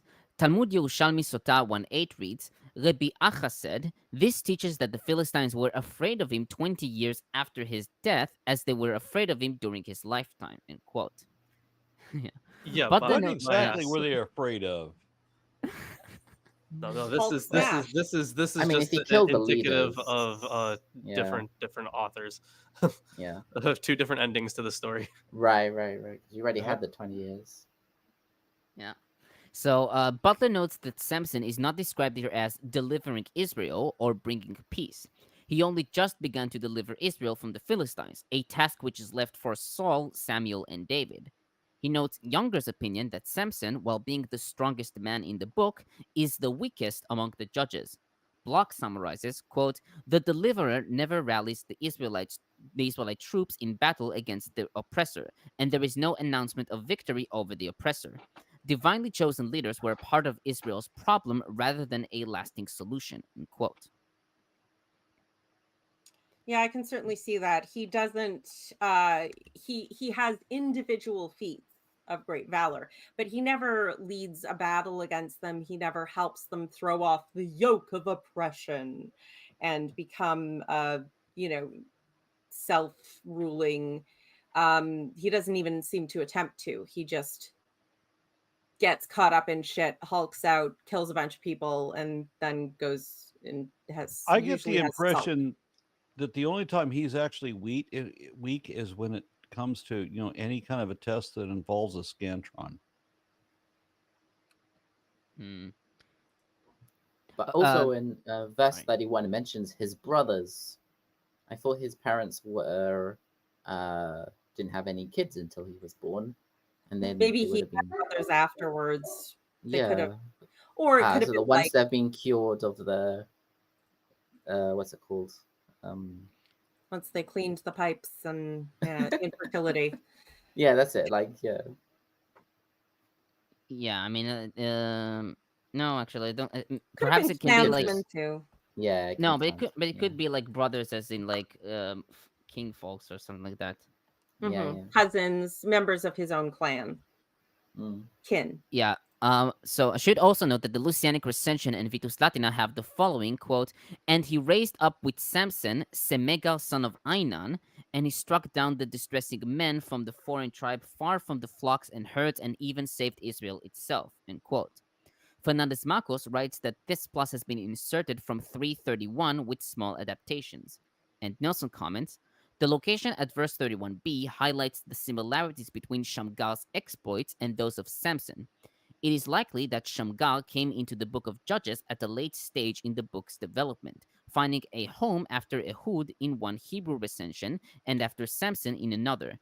Shamgal's position at verse 31 suggests that Judges may have ended at chapter 16 at the time when the insertion was made. Which edition has that? Lucianic recension and Vitus Latina.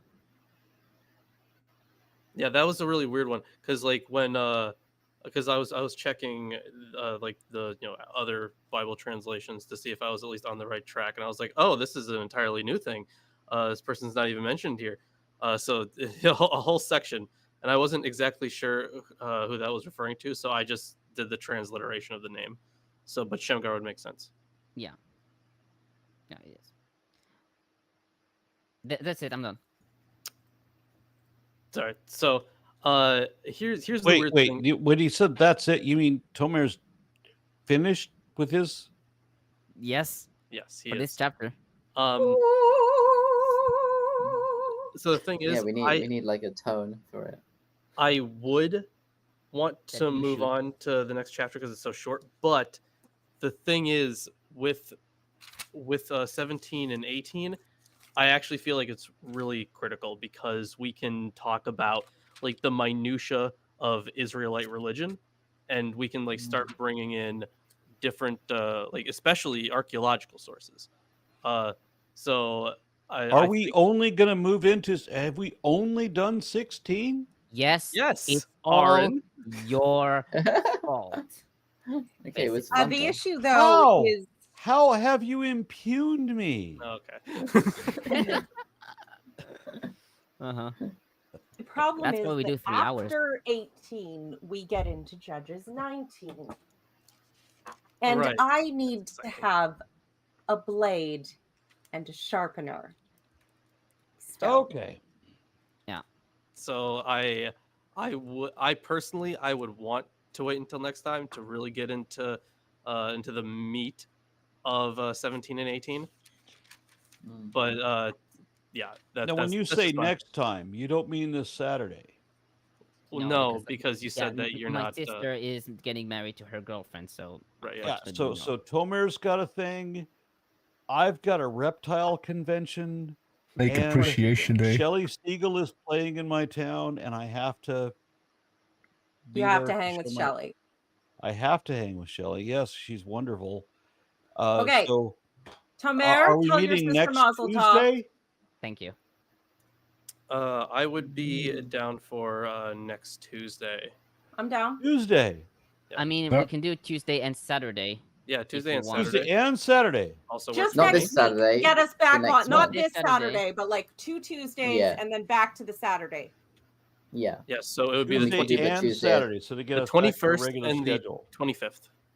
Okay, just so that I can blame Tomer for throwing us all off schedule the way he always does. Thank you. Got 2 for the price of 1. Just own it. Everything he accuses you of, own it. Yes. Yes, I do. As long as it's his fault, I own it. Of course Oh, you and- do, Aaron. Yeah, and before we finish, I should note Caesarius of Arel, who writes, with hair that befigures the covering Christ had in the law, the elements of the story of Samson's capture symbolize Christ's betrayal, suffering, and resurrection. Good night, everybody. The fuck does Christ have to do with any of this? God bless everyone. Back from Origin. Make sure to join the Discord. Picked up a rock. Jesus is the rock. So that means that the Moses water is Jesus. No. The Rock is Dwayne Johnson. Anyways, make sure to join the Discord and subscribe to Milwaukee Atheists. Tomer, much respect, sir. And Aaron, send our love to Shelley. I wouldn't mind if she jumped in sometime, She is awfully amazing. She I love totally Andrea. seems amazing. I am so proud that she is a friend of mine, and to be all in all sincerity, yes. Well, if she wants to drink beer and talk crazy Bible stuff with us, Oh, he's gone. where did Aaron go? What? Wow. All Yeah. right. Not here. I called him Aaron. Anarchy, everyone. That has never happened before. Okay, we have got to be careful with that beer he just drank because that Yep. stuff is deadly. That's dangerous. As the new Aaron, thank you Okay, now everyone for joining us. Sorry we got so off track. There was just something big and burly in the way. So next week we will be getting into chapter 17, and until next time, blaspheme or something. And it's Tomar, not Tomar. Or Tobin. What? Or I just Tobin. think- I've Okay, seen comments everyone, saying Tobin. Tomar. It's We Tomar. do your weekly blasphemy. Take this weekend. It's the Sabbath. I'm sure you can find a way to sin. We love you all. You Yeah, got to see you find next some way Tuesday. to sin, or else Jesus died for nothing. And we will